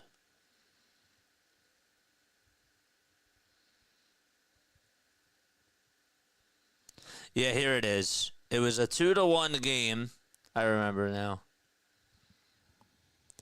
2-2 pitch. There's a ground ball hit sharply over towards the right side. Stott has it. Throws it over to first. It's in time. It was a 2-1 game in extra innings. Alec Boehm had the sac fly off of, and David Robertson had the threw the ball in the ninth inning. I remember that. And the Phillies played against Max Scherzer. Matt Vierling had the did he have the throw? Yes, he did. Vierling had the throw. It was a perfect strike to home plate, and they got the third out. And that was on a hit, I think it was by Starling Marte, it said. It was Matt Vierling. One out in the bottom of the sixth, and Alonso gets on with a base hit. That really bothered me. Castellanos has played. That was against the Braves. I remember that clearly. Here comes Brandon Nimmo in the pitch, and that's outside for a ball. Jack said sorry. No worries. It happens. That's what it was. It was Vierling's fly ball. 1-0 pitch. It's in there for a strike. That was a rough game. I remember that. Both teams had like so many chances. I don't know how we won that. 1 ball, 1 strike. Nimmo is in the box. Righty versus lefty. Toss bat to first, and Alonso is safe.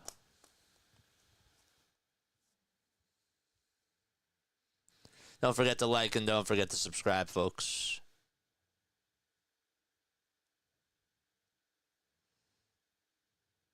Phillies won a 6-run lead in the ninth inning. I remember that. I remember when we did that. Got 97 likes. We were 3 likes away from getting to 100. Let's go. 1 ball, 1 strike, 1 out. Bottom of the sixth. Nimmo's 0 for 2. Nola gets set at the letters. He kicks, he fires, and the pitch is grounded back up the middle for a base hit. Alonso's rounding second. He'll head on over to third base. And there's 2 runners on with 1 out in the bottom of the sixth.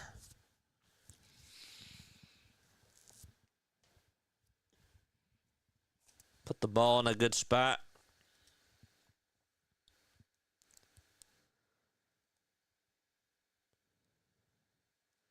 And Jesse Winker's up. I don't like this. He's 2 for 2 today. I would take him out. I don't even know if anybody's warming up in the bullpen. That's my manager's fault. At least do a mound visit. Jesse Winker is up. First pitch to Jesse. It's way outside. This knuckle curve looked so good in spring training. What the heck happened? He'll get set the letters and fire the pitch. It's a foul ball that goes out of play.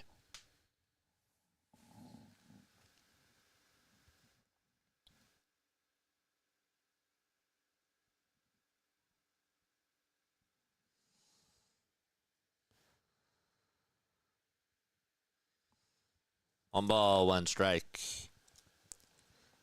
And the pitch to Winker, and he lines it foul. That was scary.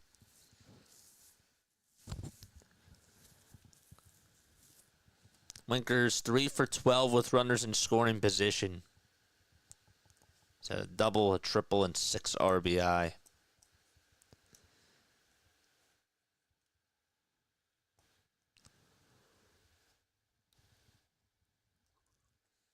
The 1-2 to Winker. And another foul ball.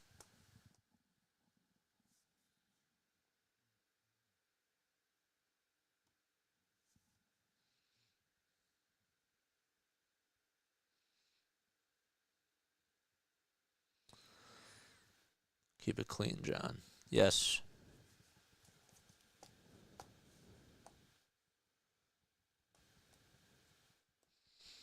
One-two pitch.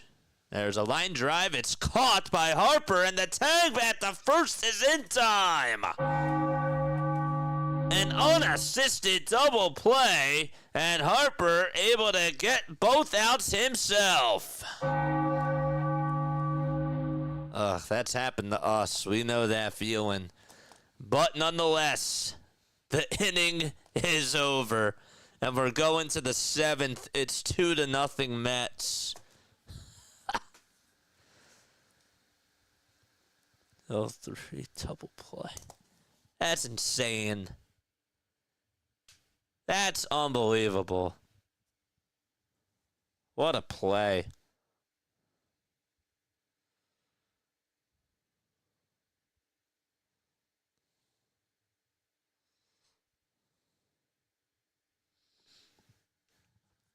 All right, we're going to the 7th. Come on.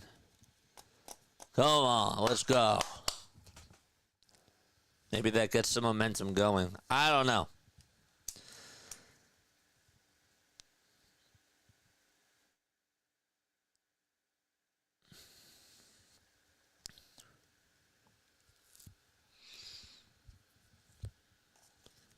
Let's go. Oh, I'm ready.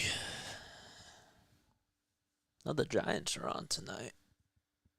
What time are they on? 9:45. Yeah.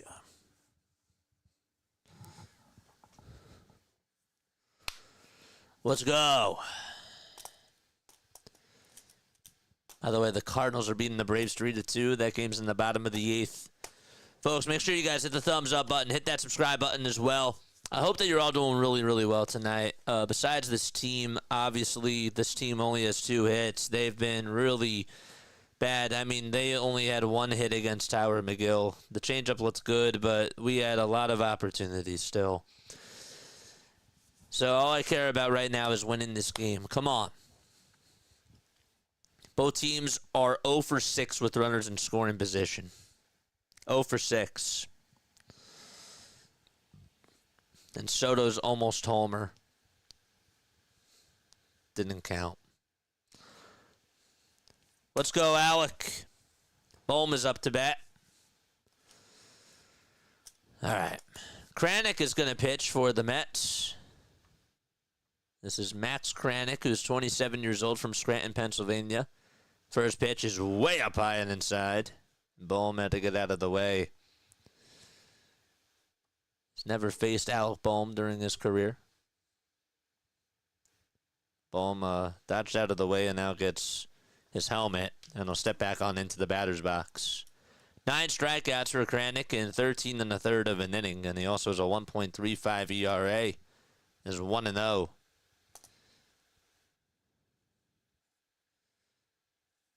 Eight, 9, and 1 due up in the batting order for the Phils. We're in the top of the 7th. Here's the 1-0 pitch, and there's a line drive hit out to right field, and that's going to be caught by Soto for out number 1. Bohm hit it sharply just right at him.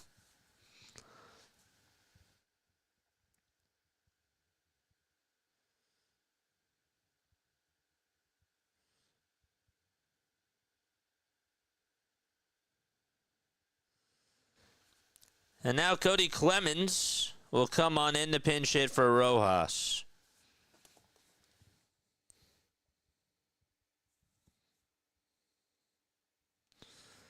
He says he was solid. No. It's...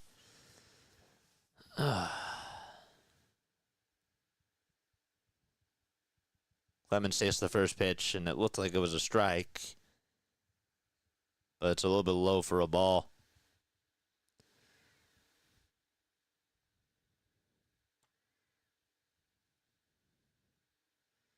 One ball, no strikes. The pitch to Cody, that was a little bit low, but it's a called strike. Huh?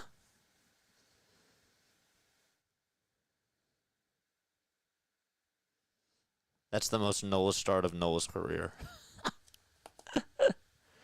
1-1 to Cody. It's popped up, and it's hit out over towards center field. Tyrone Taylor's there. The catch is made. Out number 2. This is the most Phillies outing of the season. Doesn't even make sense.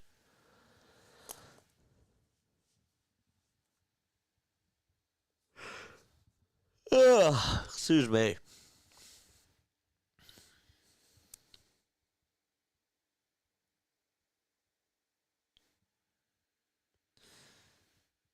Here comes Bryson Stott, and he takes a high fastball at 97.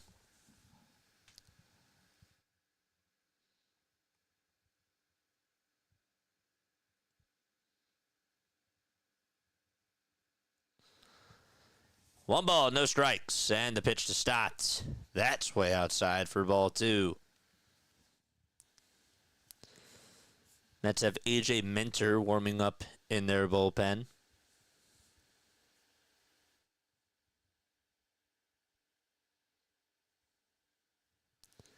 Two-0 pitch. It's in there for a strike at 95. Make sure you hit the thumbs up button and subscribe to the channel as well. Kranick with 8 pitches. The 2-1 to Stott. And he pops it up again over towards the left field side. And the left fielder's there, makes the catch, and the inning is over. And so we're going to the bottom of the 7th. It's 2-0 New York. Torrens, Acuna, and Beatty are all due up in the batting order.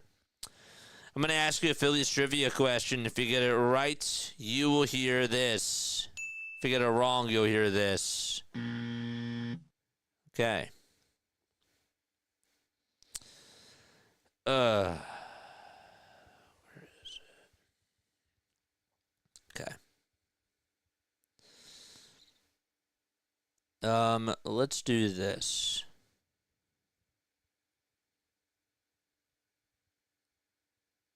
Do this one.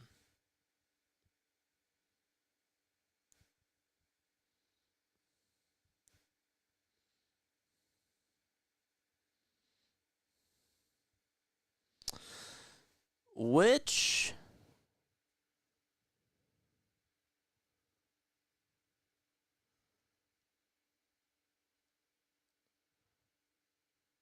where is it?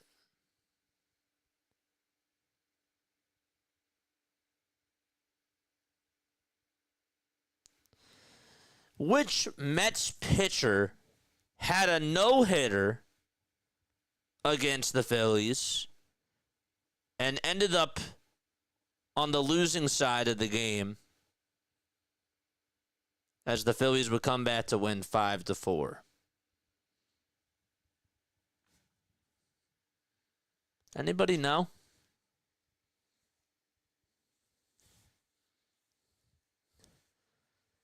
Which Mets pitcher was throwing a no-hitter and had a 4-0 lead before the Phillies came back and won 5-4?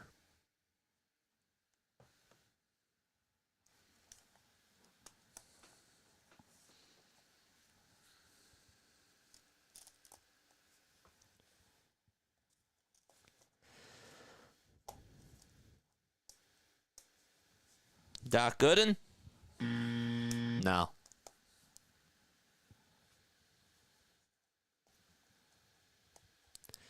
We're in the bottom of the 7th. Aaron Nola's pitching. And the pitch. Was it Pedro? No. No hitter and was on the losing side, I said.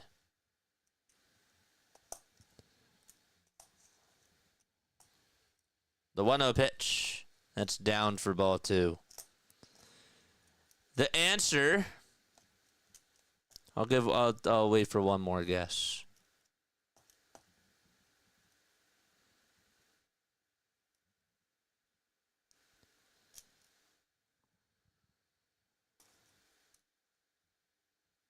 He had a no-hitter, I said. Had a no-hitter. And then ended up being on the losing side of things. Tom Seaver, nope. Nope.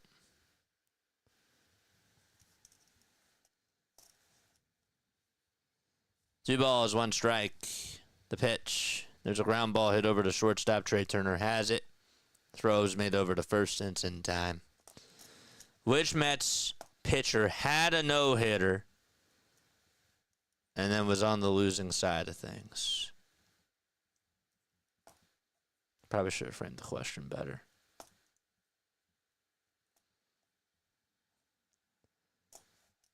And it was against the Phillies.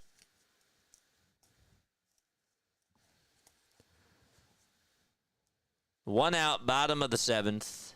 In the pitch. It's inside for a ball. Ron Darling. Good job. Ron Darling had a no-hitter and a 4-0 lead into the 8th inning. And that was against the Phillies. That was at the Vet. And then Greg Gross had a pinch hit, and he tripled to lead off the 8th inning, breaking up the no-hitter.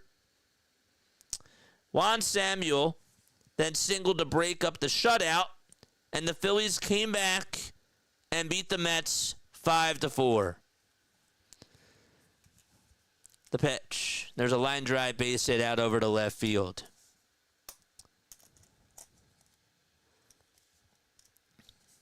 And Luis Angel Acuna gets on with a single.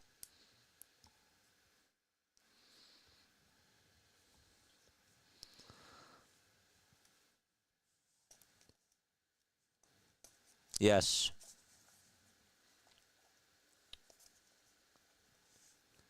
They were down 4-0. They were getting no hit by Ron Darling in the 8th inning, up until the 8th inning.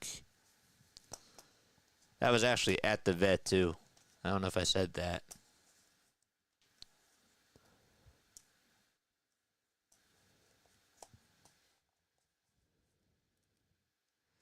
I should have said had a no-hitter going. The pitch, and that's taken inside for a ball. Throws made back over to first, and it's not in time. That's a bad question. Okay. I know. I could have done a better job framing that.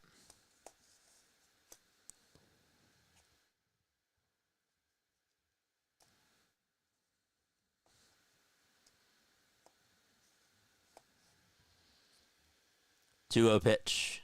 It's down for a ball. But see, I don't want to. I don't want to just like give you like the regular trivia question. Threw a no-hitter and lost. Let me go back to the tape. Worded incorrectly. Yeah, okay, my bad. I'll take the L for that. 3-0 pitch, and it's in there for a strike.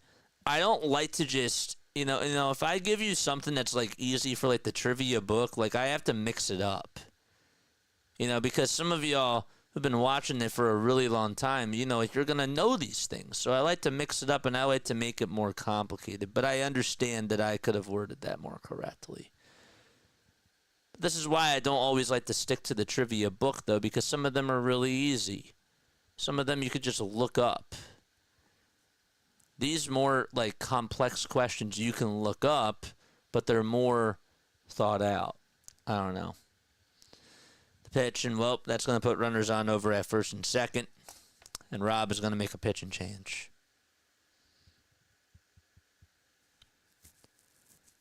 I got the flu from that question. Okay. Should I do a different one? Do a different one.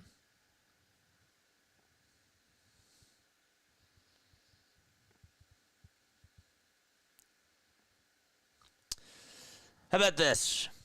Okay. On June 18th of 1989, okay, Phillies traded blank to the Mets for blank and blank. The Phillies traded blank to the Mets for blank and blank. See, and now you guys like are probably gonna get this. But I understand. I could have asked the question better.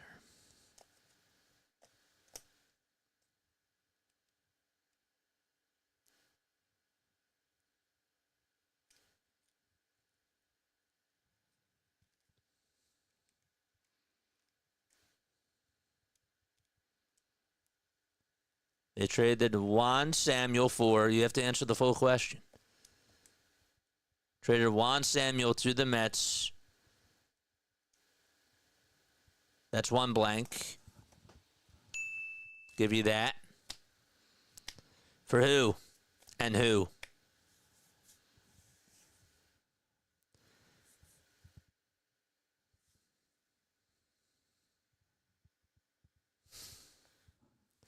Jose Ruiz is going to pitch.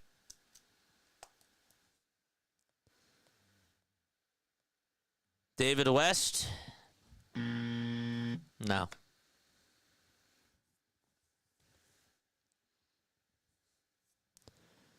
Juan Samuel and Kevin Elster? Nope. It was for Lenny Dykstra and Roger McDowell. That is correct.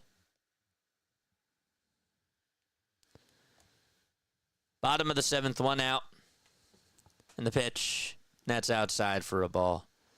But yeah, I don't like to do it just the basic ones because, you know, I know that for like our longtime listeners who've been watching, they're like, yeah, like this stuff is easy. You know? So I like to mix it up.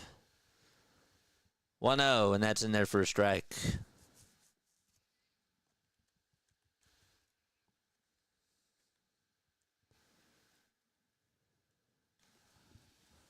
Ding the bell.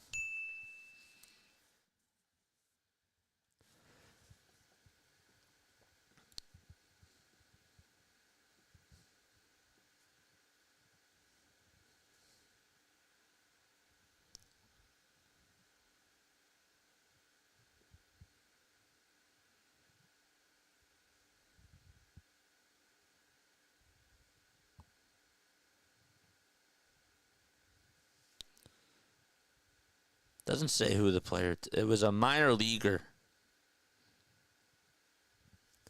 2 balls, 2 strikes.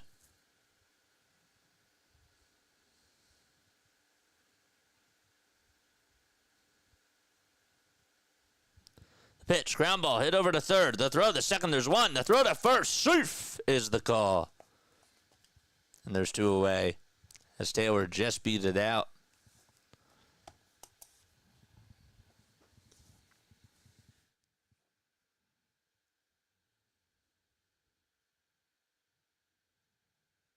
He hustled. He did. He hustled.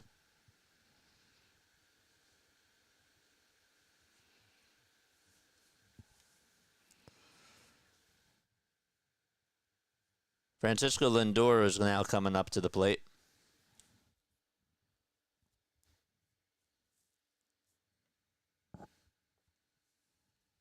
Blue batting gloves for Lindor. He grounds that pitch foul. Please come on and talk to me after the game is done. 610-314-0844. Or join the Discord server. If my mods could do me a big solid and post that, I would really appreciate it. All you got to do is just look at the commands. If you could do that, I'd appreciate it. 0-1 to Lindor, and he sends this one out to deep right center field, and Francisco Lindor has gone yard 2 times today.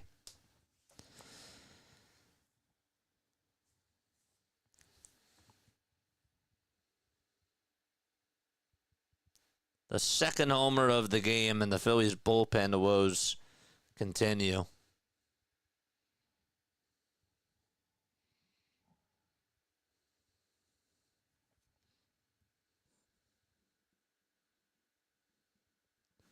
Fastball right down the middle.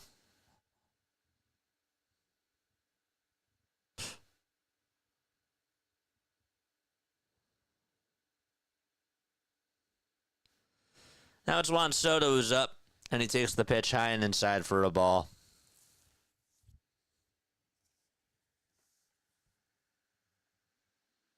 Good thing that that Taylor hustled. The pitch, ground ball hit over to shortstop, and Turner has it. The throw over to first is in time for out number 3. We're going to the 8th inning. It's 5-0 Mets. Brutal.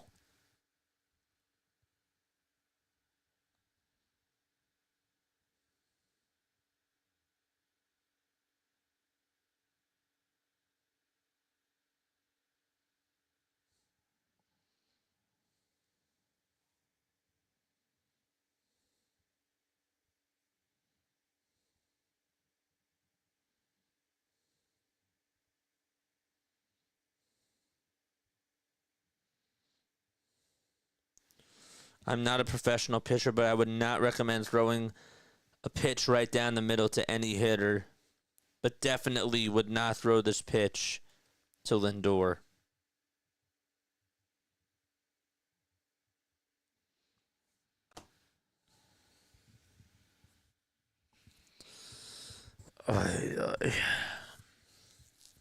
This bullpen can't do anything right. Offense can't do anything right. I'm going to lose my mind. Going to the 8th, it'll be Turner, Harper, and Schwarber all due up in the batting order. Tony, thanks so much for the super chat, man. Appreciate you over on the vertical stream. Thank you so much, man. Love you, dude. Appreciate you. Tony says, I rest my case. What case? That this team you don't think is going anywhere? You think that this team stinks? You think that they're never going to win a World Series? Yeah. I get it. I get it. Comes Trey Turner, the pitch. That's a swing and a miss. I guess I just got to be negative, right? I know it's frustrating. I get it. 0-1. That's taken down for a ball.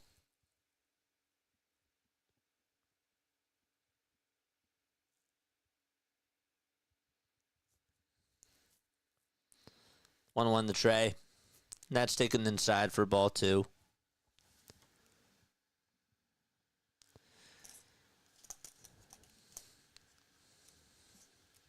Kranick is pitching against Trey Turner.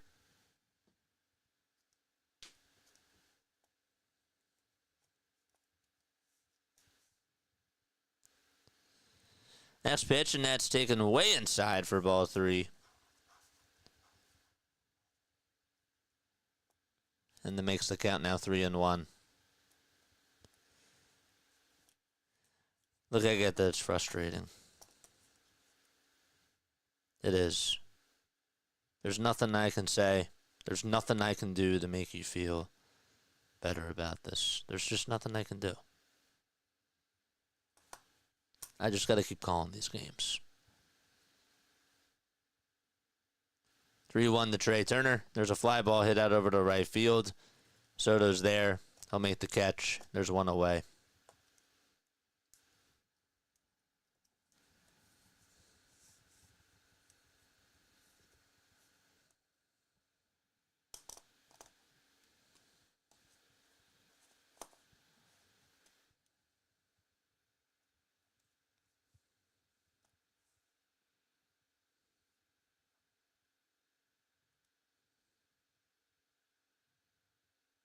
Harper comes up and takes a ball that's way up high.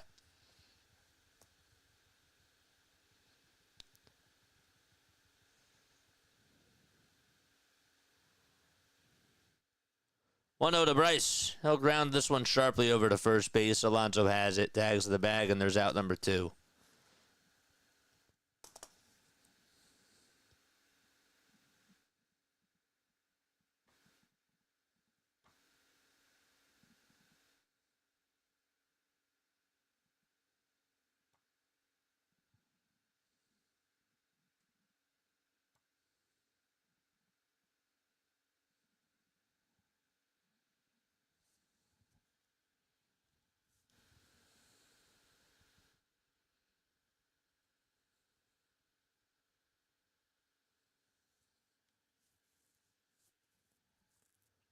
Schwarber tonight 0 for 3.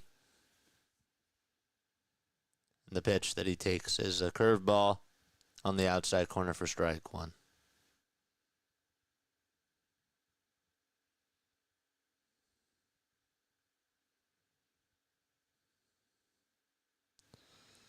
Oh, 1 pitch. Just a little bit high. It's a curveball.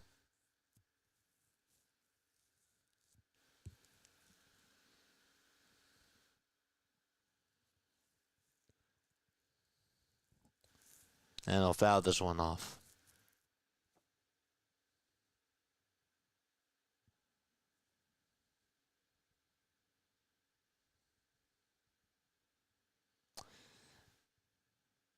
Come on and talk to me after this game.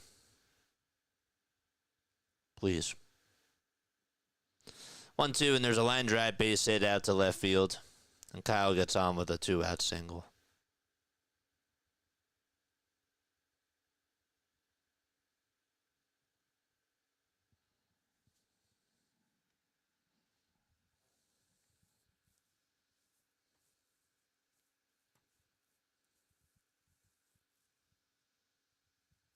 The next series, June. Here comes Castellanos, swinging a miss.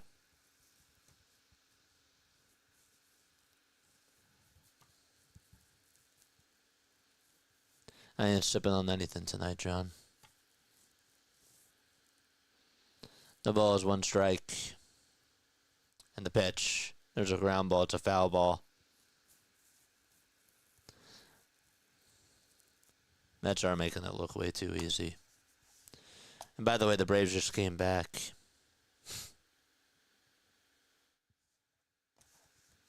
We ain't sipping on anything tonight.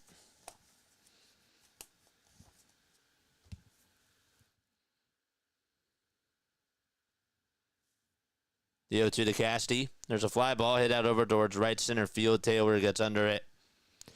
And the catch is made. We're going to the bottom of the 8th. And the Mets are up 5-0.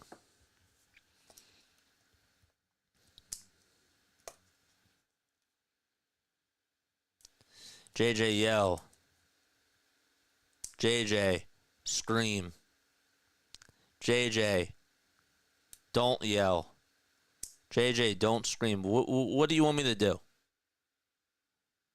What can I say? What am I going to... What's there for me to say that's going to make you feel better? There's nothing. I don't sugarcoat things, but I don't know what y'all want me to do. This sucks. This sucks. We're all mad. We're all mad that they're not playing good baseball. We're all mad about this bullpen. We're mad at Dombrowski. We can be mad about everything. I hate being in this spot.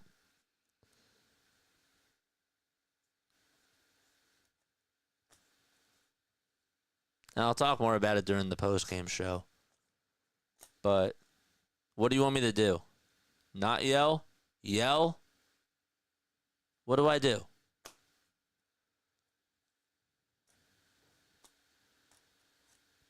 It's frustrating, man.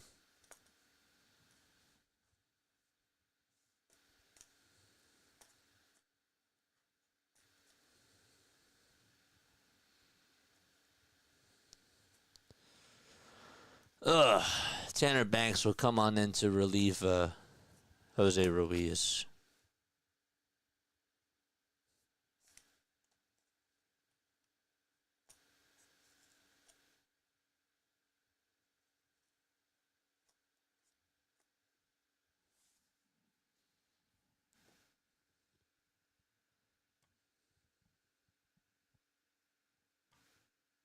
Turn to humor.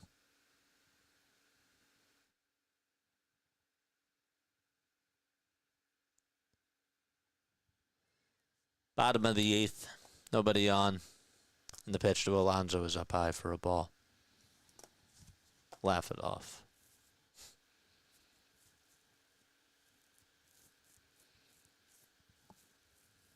I don't know. I get like all these complaints. Like I don't yell enough. I yell too much. I don't know. 1 ball, no strikes. The next pitch is taken inside for ball 2. 2-0 to Alonso. That was a little bit outside, but it's a called strike.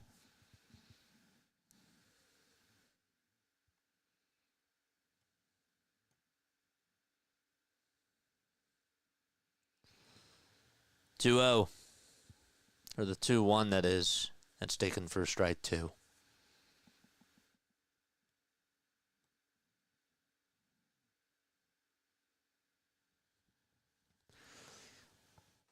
The pitch. It's inside and low for ball 3.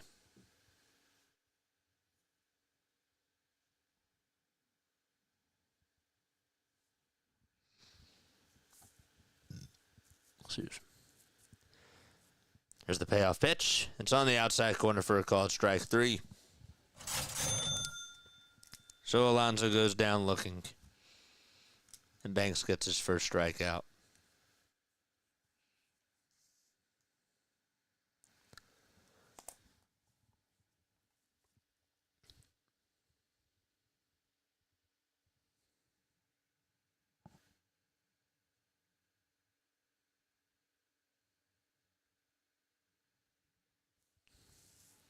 Pitch. Swing and a miss.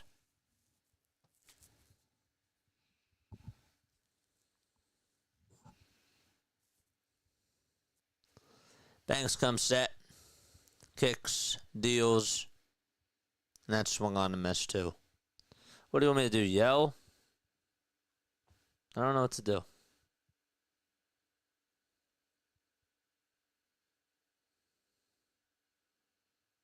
0-2. That's outside and low. Sixers are worse. Phillies are more disappointing. I disagree. The Sixers were disappointing. Sixers were frauds. We were told that we were going to get a championship. I mean, we were told also like this was a golden era too for baseball.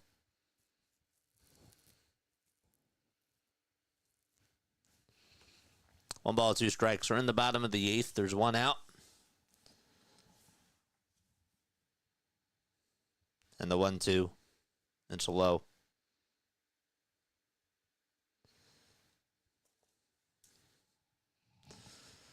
Oh, gosh. It's brutal.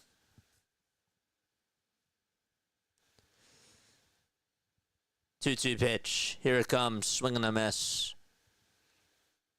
And there's out number 2.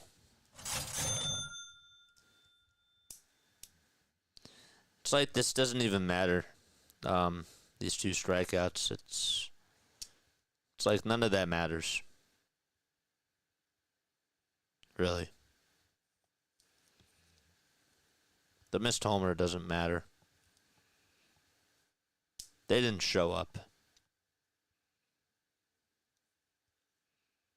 The pitch. And there's a foul ball by Starlin Marte.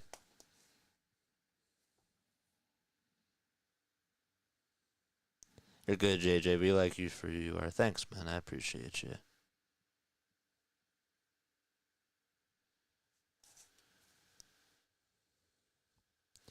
Oh, 1. That's taken way outside for a ball. I needed to hear that. I don't usually let comments get to me. That's the one thing I gotta do a better job. That I think overall I have been doing a better job at. But I don't know. I had one comment get to me from the other day. It was like, "Oh, you're not yelling too much." And somebody else said, "Man, you're yelling a lot." 1 ball, 2 strikes. And the pitch. Swing and a miss. Starlin Marte is down on strikes. And so we're going to the 9th inning. It's 5-0 New York. I will have a post-game show for sure. And I really want you guys to come on here and talk to me. And give me your thoughts on this baseball team. Because obviously it's not good. It's not good. Any way you look at it, it's not good. I can play doctor all that I want. But yet, what's that really going to do? You know? That felt good. It'll be Kepler, JT, and Bohm that are due up in the batting order for the Phils.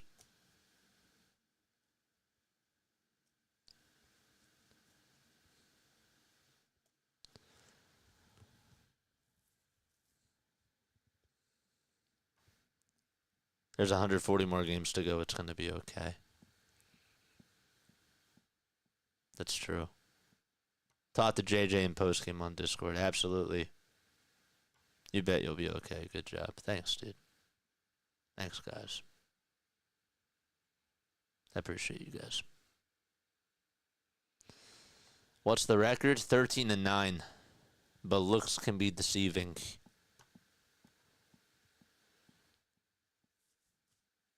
Let's go. Miracles do happen.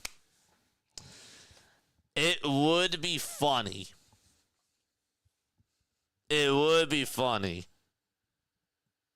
if the Mets find a way to make this go bad. Braves are 9-13. Yeah, I know. But the difference is that the Braves aren't fully healthy, A. B, they've played a tougher schedule than we have.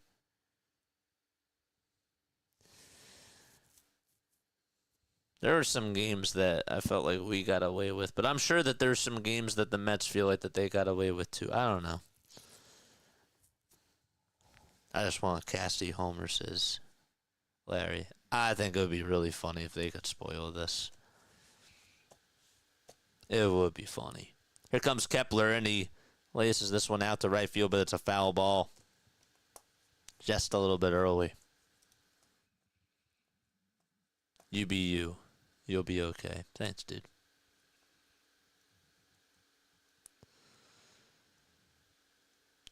Well, no. Did I hit the knob of the bat? It did. It's a foul ball.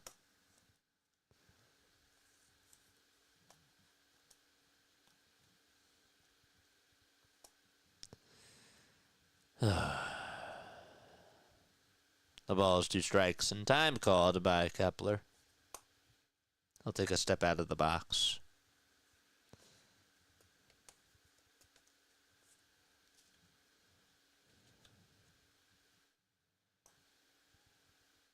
0-2 to Kepler. Line drive. Base hit down the right field line. It's a fair ball. Soto's going to get to it at the corner. And Kepler will jog into second base. And that's the first extra base hit that the Phillies have had today. All right. And now JT is coming up to the plate. Okay. Let's do it. Let's do it. It was a good piece of hitting by Kepler. JT is 0 for 3 with 2 strikeouts. Kranick with 26 pitches. They're still keeping them out there. And JT's up to bat.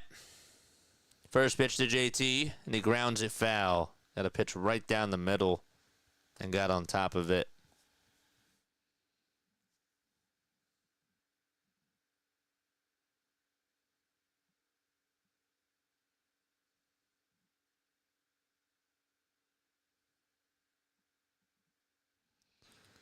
Oh, 1. That's down in the way for a ball.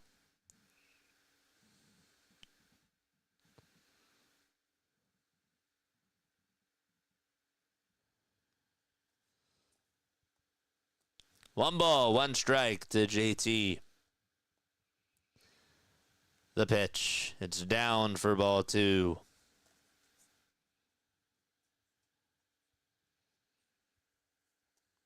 Bohm waits in the on-deck circle.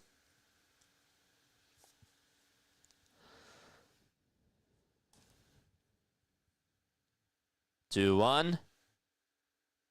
That's taken for strike 2. Don't forget to like, don't forget to subscribe, and hit the bell icons. And come after the game is done and join me for the post-game show. 2 balls, 2 strikes to JT. The pitch, and he check swing fouls it right over towards the backstop.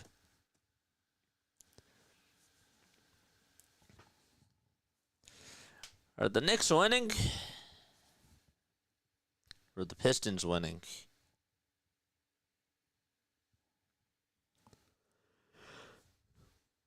The 2-2 to JT. There's a ground ball back up the middle for a base hit. Kepler's going to be rounding third, and he will come on in to score, and the Phillies are on the board. It's a 5-1 ball game. So there's an RBI single by JT.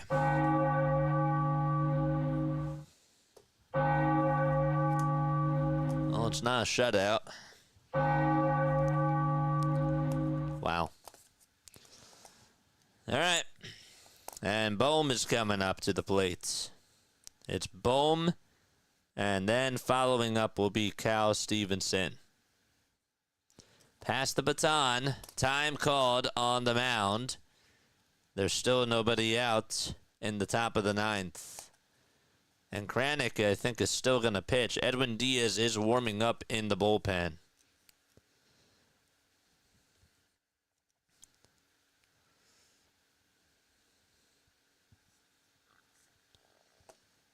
He is getting warmed up now.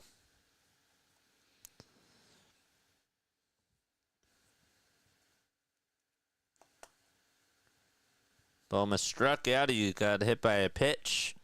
And he lined out to right, too. Pitch to Alec. That's way up high and inside for ball 1.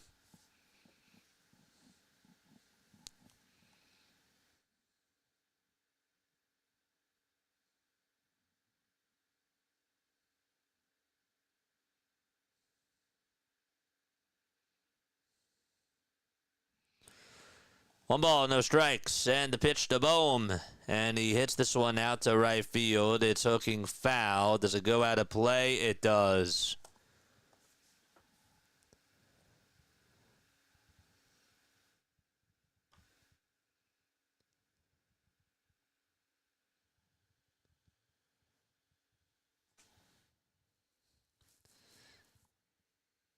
Let's go. Pistons are up by 13 against the Knicks. One ball, 1 strike to Alec Bohm.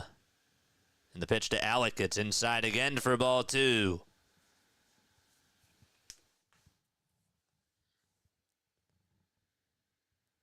No spamming in the chat. 2 balls, 1 strike to Bohm. Here comes the pitch, and there's a line drive out to left field for a base hit. And Bohm gets on with a single. Stopping at second is JT, and the tying run is going to be on deck. Wow. That was a pitch right down the middle, and Bohm actually had a good swing there, and he gets on with a single, and this is getting interesting. And so Cal Stevenson is going to come on up to the plate. And then they flip it back to the top of the lineup. And there's going to be another timeout here taken on the hill. Okay.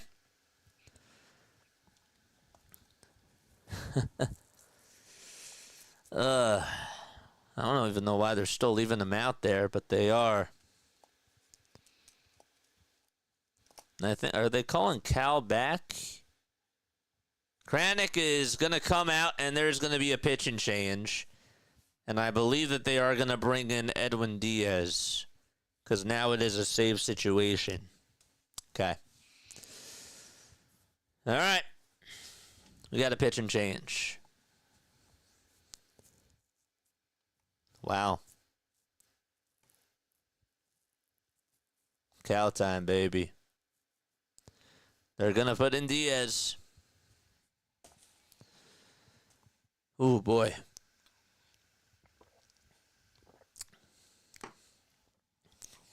My name is Jason Joseph. This is Play-by-Play with JJ. How many likes do we have on here, folks? Thanks again for the $20 super chat. Not negative, JJ. Just realistic. This team is super bad. Good night, bro. Dude, I appreciate you for the other $20 super chat, man. I appreciate it.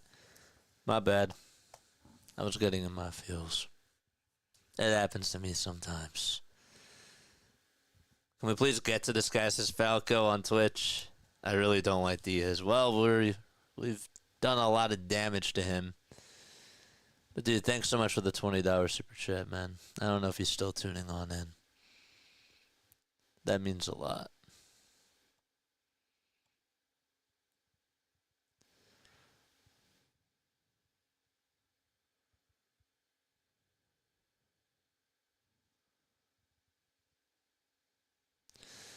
All right.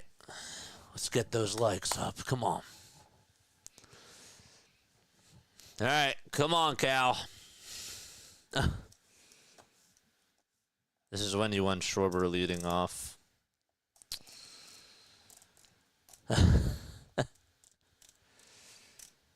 Diaz this year is 5 for 5 in save opportunities, but he has a 5.19 ERA. He's given up 1 homer. Has 13 strikeouts and 8 2/3. I don't like us facing Diaz. He has a 5.82 ERA against the Phillies, though, in 40 games, 14 saves against Philadelphia. And Cal is going to come on up to the plate.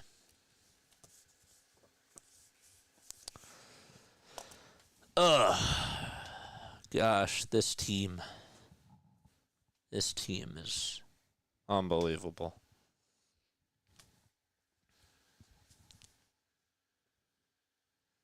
Stevenson this year is 1 for 2.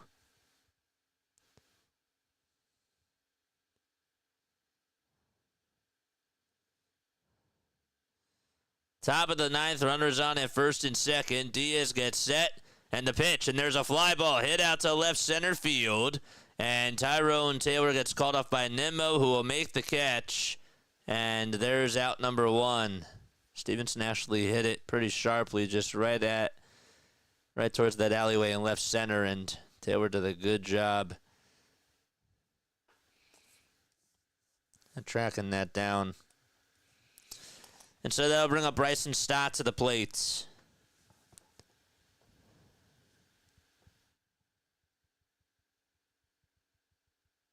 Nimmo caught it. I thought maybe there was a chance that they were both going to collide, honestly. First pitch to Stott, it's taken for a strike. No balls, 1 strike to Bryson Stott. The pitch, and he shoots it foul. Let's go.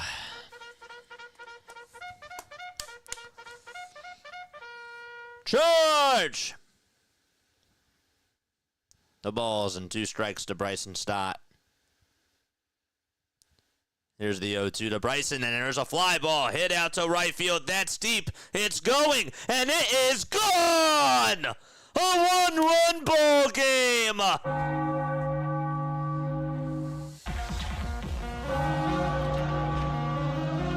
It's not over yet!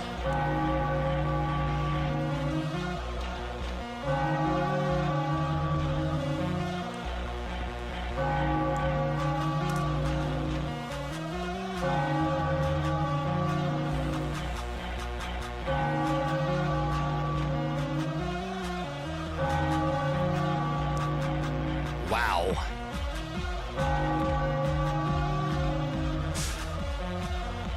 Here comes Trey Turner, and he takes the first pitch upstairs for a ball.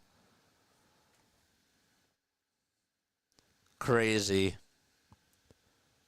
The 1-0 pitch, it's in there for a strike. JJ woke up. The team woke up.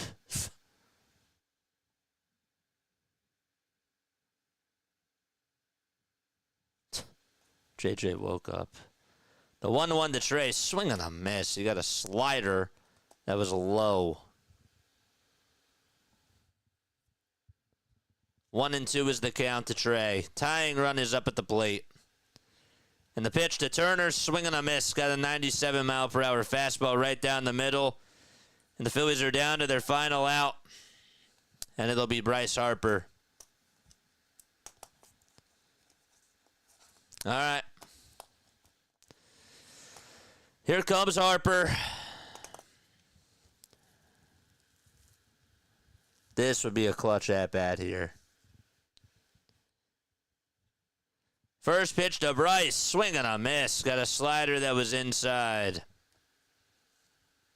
I knew it.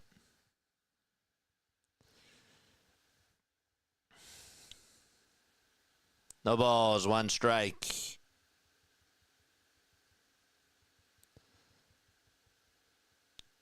The windup and the pitch to Harper. Swing and a miss again. He got another slider, and the Phillies are down to their final strike.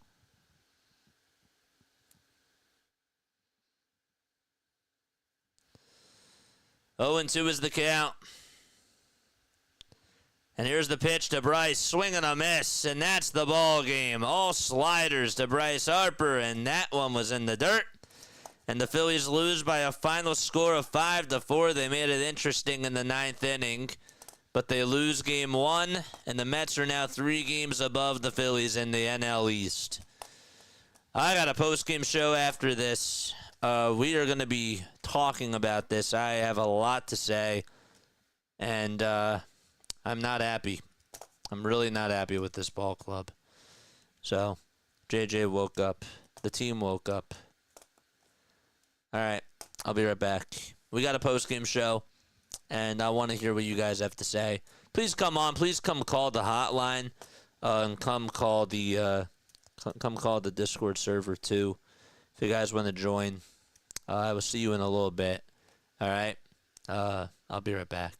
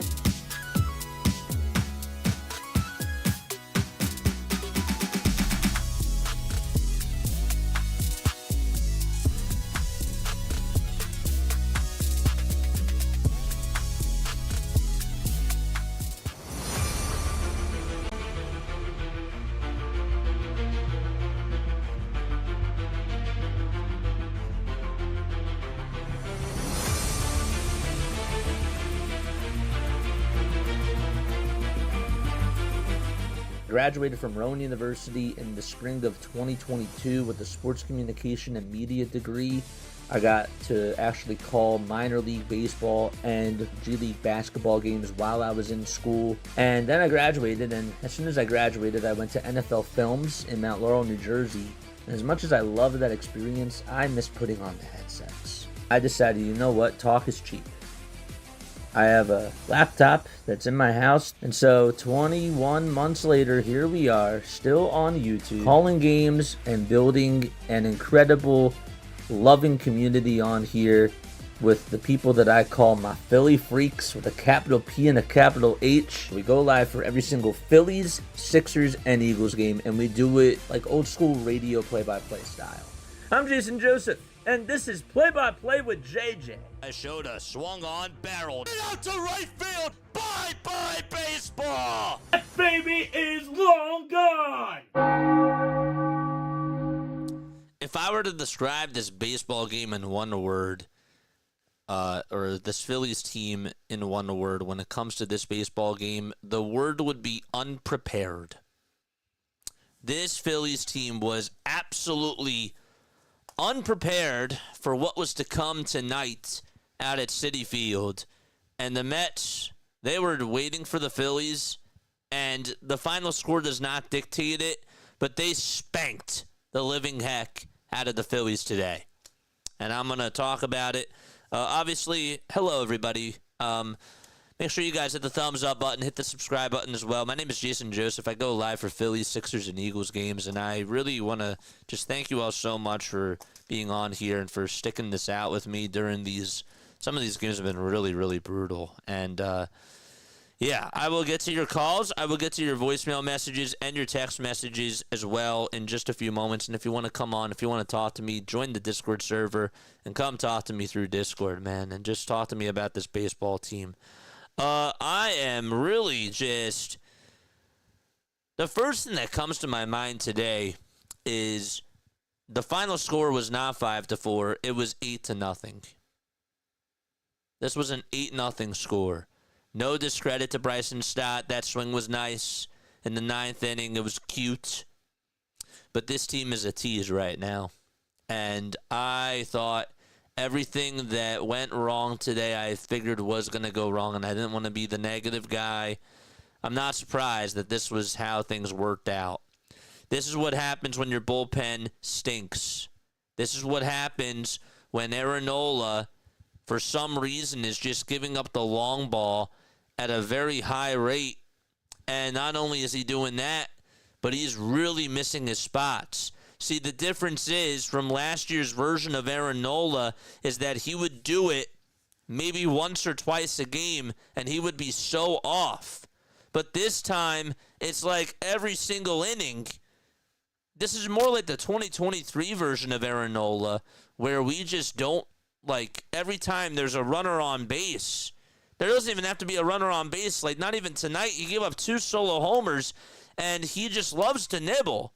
But the pitches go out over the middle of the plate. When he misses, he really misses. And tonight, he really missed. Except Juan Soto just missed a home run. So, I don't want to hear it. I really don't want to hear it right now with this whole Aaron Nola thing, because this has gotten to a bad where I'm even concerned, honestly. And I've been standing up for the guy for a while. I think that people have been really egregious with Aaron Nola over the years, even when he was really good, and they never appreciated him enough. This is not Aaron Nola. This is not the Aaron Nola that I know. The Aaron Nola that I know would only give up like maybe 2 earned runs, okay? And he would maybe mislocate a couple of pitches, but not to this degree. This is bad. This is really bad. He didn't get any run support today. I'm really disappointed with this offense. I thought that we, in that second inning, I'm going back to that second inning. Okay, we have bases loaded with 2 outs, and Kyle Schwarber swings at these changeups that are just really bad, and he strikes out. That really disappointed me.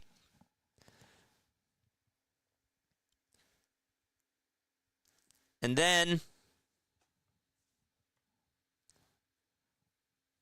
we go into later on in the game. I think it was the 6th inning. Let me double check. Top of the 6th. It's a 2-0 game. JT is late on a cutter after being ahead in the count 1-0. Then he chases after a cutter that's way outside. Takes a sweeper. It's down low and then can't catch up to the sinker. We had runners on at first and third. We needed to come up with a run there. You had a chance when Juan Soto had that home run called back. You had a chance to steal this game out of their hearts. And they failed to do so.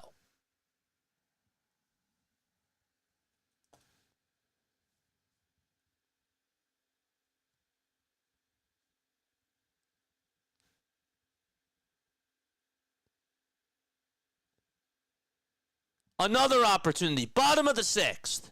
Winker lines into the double play over at first base. I was thinking to myself, well, maybe that's a chance for the Phillies to capitalize. Maybe that has a chance to swing the ties. Nope. Nope. I give the Mets some credit. But again, we had our chances and we folded under pressure. That 9th inning actually more so ticked me off the most. Because Kepler gets on with the double. JT singles. Bohm singles. Bohm put up, actually he had a nice swing in that 9th inning. And then Cal flies out, hit the ball sharply, and then Stott homered. And what the heck happens next? Turner takes a ball. The pitch was actually a strike. And then he looks at a strike. And then he swings after the slider. That wasn't really even a good pitch to swing at. It could have been a 2-1 count then. And then he's late on the fastball right down the middle. And my man Bryce Harper. I'm not usually one to call out Bryce. Edwin was never going to throw him a fastball. Why would he throw him a fastball? Why? Why would he throw him a fastball? He goes inside slider. Slider over the middle of the plate. And Harper was early because he was thinking fastball. And then he swings and misses at a slider that's in the dirt. A terrible hitting approach by Bryce Harper in the guts of the game. I needed my $339 million man to come through. And I thought that he, under pressure, did not do well. I'm usually not like this with Bryce. I'm not. But he's your leader. He's your franchise player. You need him to come through in situations like that. He did not come through there. Neither did Trey. Bottom of the lineup in that inning did their job. You didn't do yours. I need better from you. We struck out 10 times versus Tyler McGill.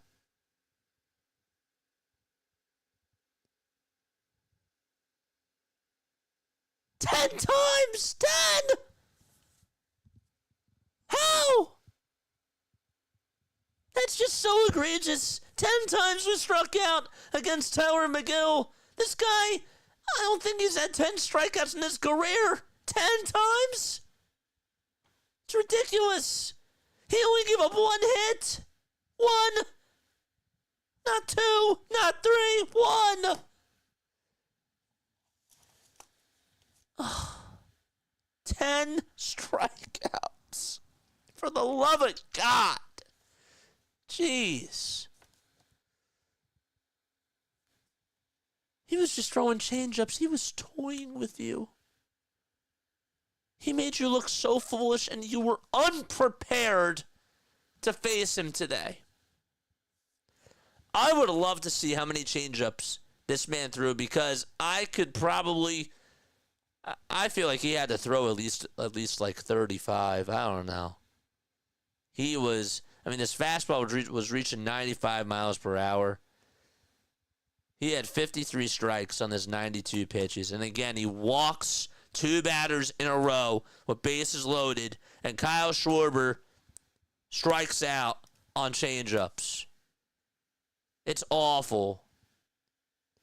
This was an embarrassment today. You had a chance to go into the home city of a team like your biggest rival in baseball. The Mets are the biggest rival for the Phillies.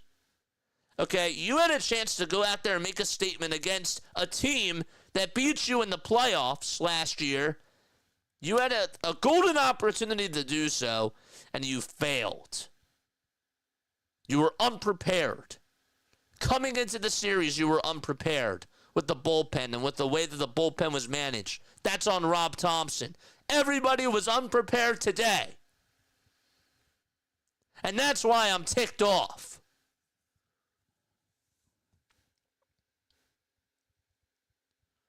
We can have these conversations about who should be batting in the leadoff spot, but honestly, at this point, I don't really care. I'm sick of this team.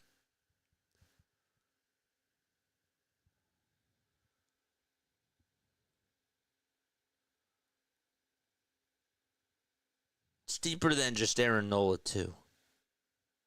He was awful. He was so bad today. I'm watching Francisco Lindor round the bases. Not just once, but twice. And that gave me flashbacks from last year. We all know. We all know what that feeling was when bases were loaded.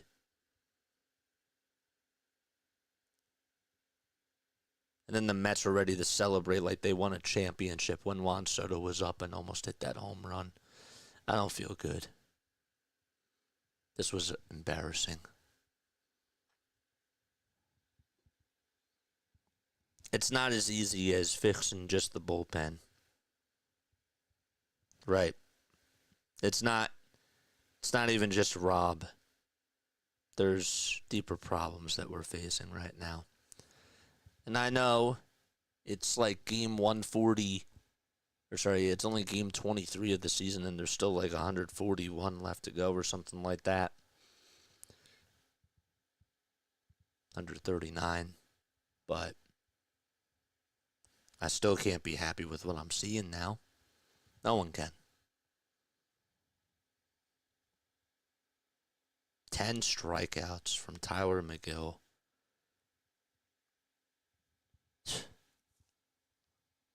Has even had 10 strikeouts in his career. He had 7 in 4 innings against the Marlins. McGill has never had 10 strikeouts. He had 9 last year. I'm still looking. Nothing in 2023. Nothing in 2022. He had 9 strikeouts against the Braves. Maybe 2021? Did he have 10 strikeouts then? Yeah, he did. He had 10 strikeouts against the Yankees. So he hasn't had 10 strikeouts in 4 years since his rookie season.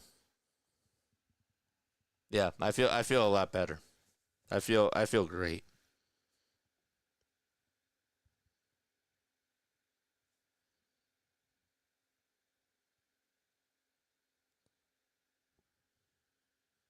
I don't know.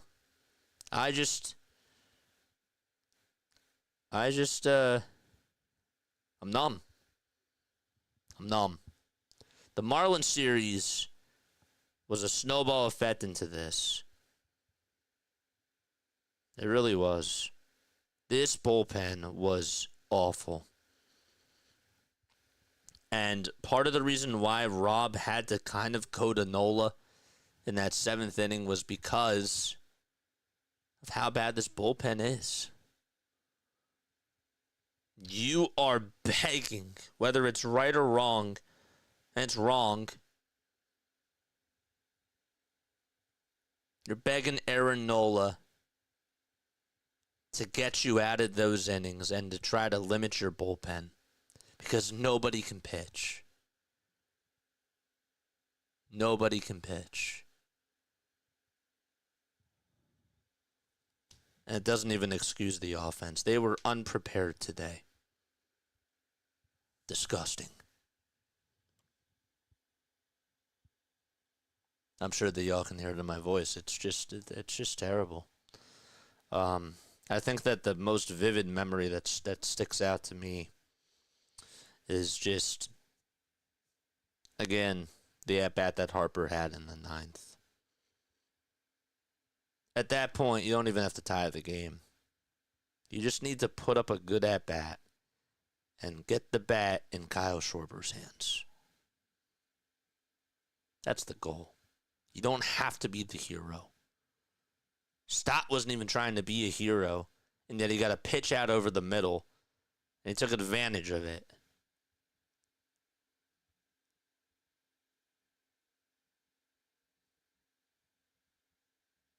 Just awful. I'm sick. I'm so sick. We lost the Mets. Again, this team played you in the playoffs last year. This is the same team that is just like, you're supposed to be better than them. And they just pounced all over you and partied on you. And now you got to shake it off. Because, to be honest with you, they could still take 2 out of 3. And they should have that mindset. They shouldn't feel really this down like me. But we feel down because we followed the team. And we thought, damn, this was an opportunity for you to capitalize. And they never took advantage. So it's just really sad. It's pathetic that we're in this spot. And I feel very I don't know. I feel like we're going in circles. I feel like we're doing the same thing over and over again. And it's just sad. It really is. I want to hear your thoughts. You can come on the Discord. You can come talk to me. You can also leave a voicemail message too. And come talk to me on the phones as well. How are you feeling? Are you guys feeling all right? Let me know. I'm going to read your comments as we get to this. All right. Spire says, I'd trade Harper and Turner for draft picks. Phillies are done. That sounds nice. Turner looks like a scared deer at the plate, and Harper looks like a guy so obsessed with being the hero he did too much. That is a very good comparison there. It's a very good analogy. I'm not usually one to, go into like that ninth inning and talk more about like what happened at the end, but this team had a rally going for them, and there was like one out. There was one out, and then we just gave away 2 at-bats to a guy that realistically has not been a good closer this year. 5 for 5 in saves, whoop-de-doo.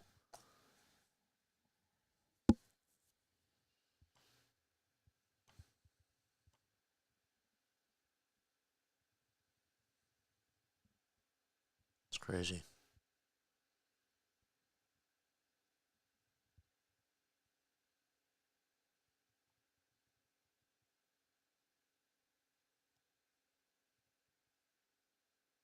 Hung what frame? Do the Phillies have any minor league bullpen pictures showing any signs of a future? No. It's just Andrew Painter, man. That's it. It's just Andrew Painter. That's it.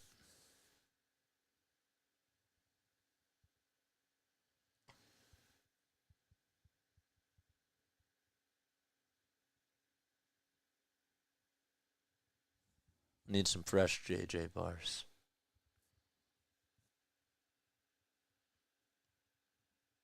The word is underperformed. No, they were underprepared. They were unprepared. They weren't prepared coming into this game. Did they underachieve? Yes. But when you're unprepared, you underachieve. They go hand in hand. You can be prepared and you can still underachieve, I agree, but they were not prepared. If they were prepared, they would not have swung at all those changeups that Tyler McGill was throwing that were bad pitches. They would have done their homework, and they would have laid off some of those changeups and done a better job at studying matchups. Jose Ruiz should not have been in that situation in the 8th inning either. That's the situation where Matt Strahm or Alvarado need to be in. And I know that we're taxing them and we're doing all these things, but that's the spot where they have to come on in. I hate to be that guy. Two things can be true. You can't tax those players, but again, I'm trying to win.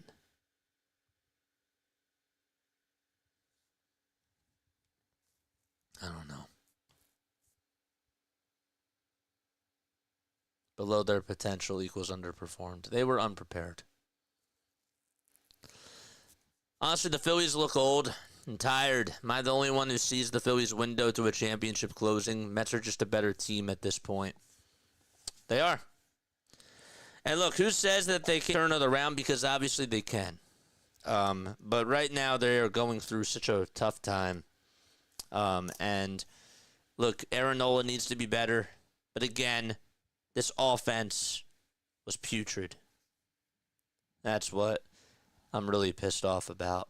That's what I'm really ticked off about. Again, please, come on Discord. Come talk to me. Please. Skeleton's here. I know Skeleton's not going to be happy.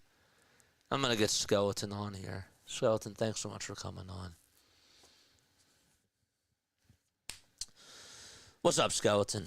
Talk to me. Vent. Same old, same old. What's up?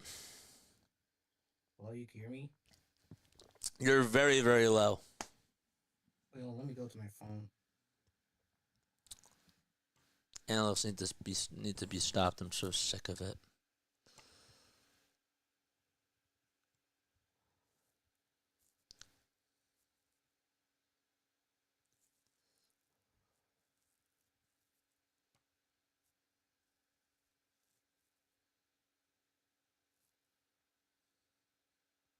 Let's see, what else do we got? Released Dombrowski. Harper looked like he was swinging with his walking stick. Talk to JJ on Discord. Again, come on and speak, man. Skeleton's here. All right. That's better. Hello, you can hear me? Yep, I can hear you now. All right, it's the same old stuff like last year. Yeah, man. Swinging at everything, trying to be the hero, and doing all flashy stuff to be in the highlights. Yeah. I'm just, this team has so many problems right now. I don't even know, what the heck you fix first. It's just so numbing. The first thing they had to fix is the bullpen. It was atrocious. Why do Rob pick Aaron Nola, who knows darn well that he's garbage? I know Aaron Nola could be better than that, but why choose him? Well, Aaron Nola was the scheduled starter for the day, but the only thing is, this is we're all defend Rob, okay? The bullpen stinks. Clearly, the bullpen stinks. Okay? As bad as the bullpen is, Aaron Nola, was he pitching his best today? Absolutely not. I would have,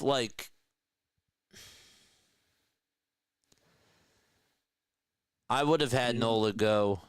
As bad as this sounds, would have had him pitch in that. I would have rather had Nola pitch in that 8th inning rather than Jose Ruiz, if it were me, because I can't trust anybody in this bullpen.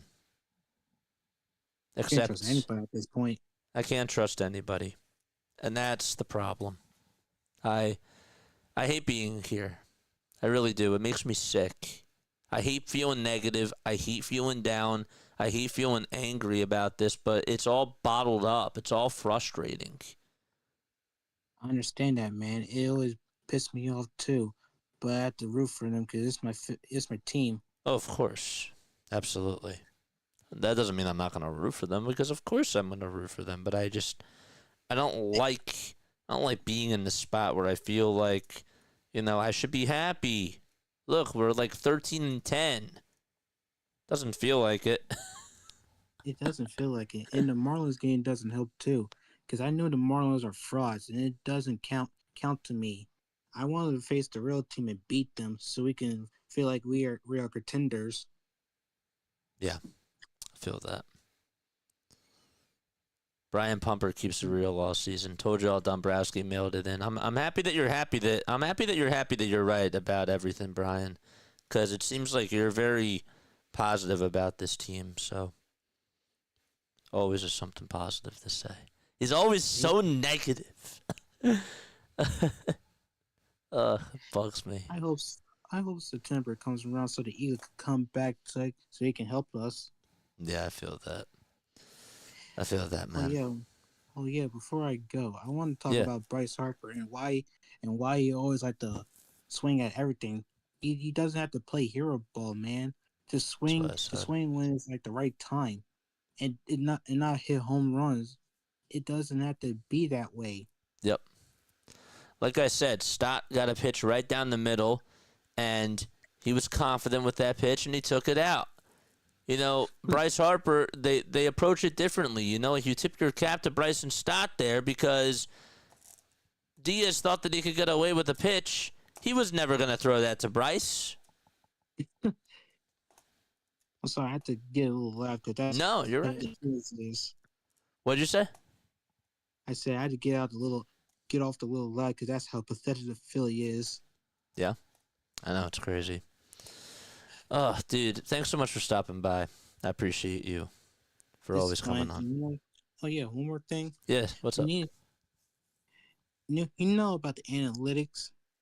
Oh, yes. We need to, get rid of them. I know the Phillies not going to get rid of them, but it's does it really help the team? All we're ever doing is hitting home runs. It's starting getting boring now. We want something new. We're tired of seeing all the flashy plays and highlights. I know. For example, look at the Dodgers. They don't need home runs every time. They play small ball. And all of that. They didn't want to be on the highlight. All they care about is winning. Why do you think they won the World Series? I know. It's crazy. I'm with you there, man. I really am. But I'm gonna let you go. I'm actually gonna wrap this up because I need to get off. I need to clear my mind after this. Man. But, dude, thanks so much for stopping by. I appreciate you, man. All right, man. Good luck with your channel and go Birds. Yes, sir. Yes, sir. Shout out to my guy Skeleton. All right. That's going to wrap it up for me. I'm done. I'm done babbling. Can't wait to hear this Trey Turner press conference tonight. Just joking. But yeah. All right, I'll catch you all tomorrow. Be back on 7:10 p.m. Eastern Time. Go Phillies, I guess. All right. Bye.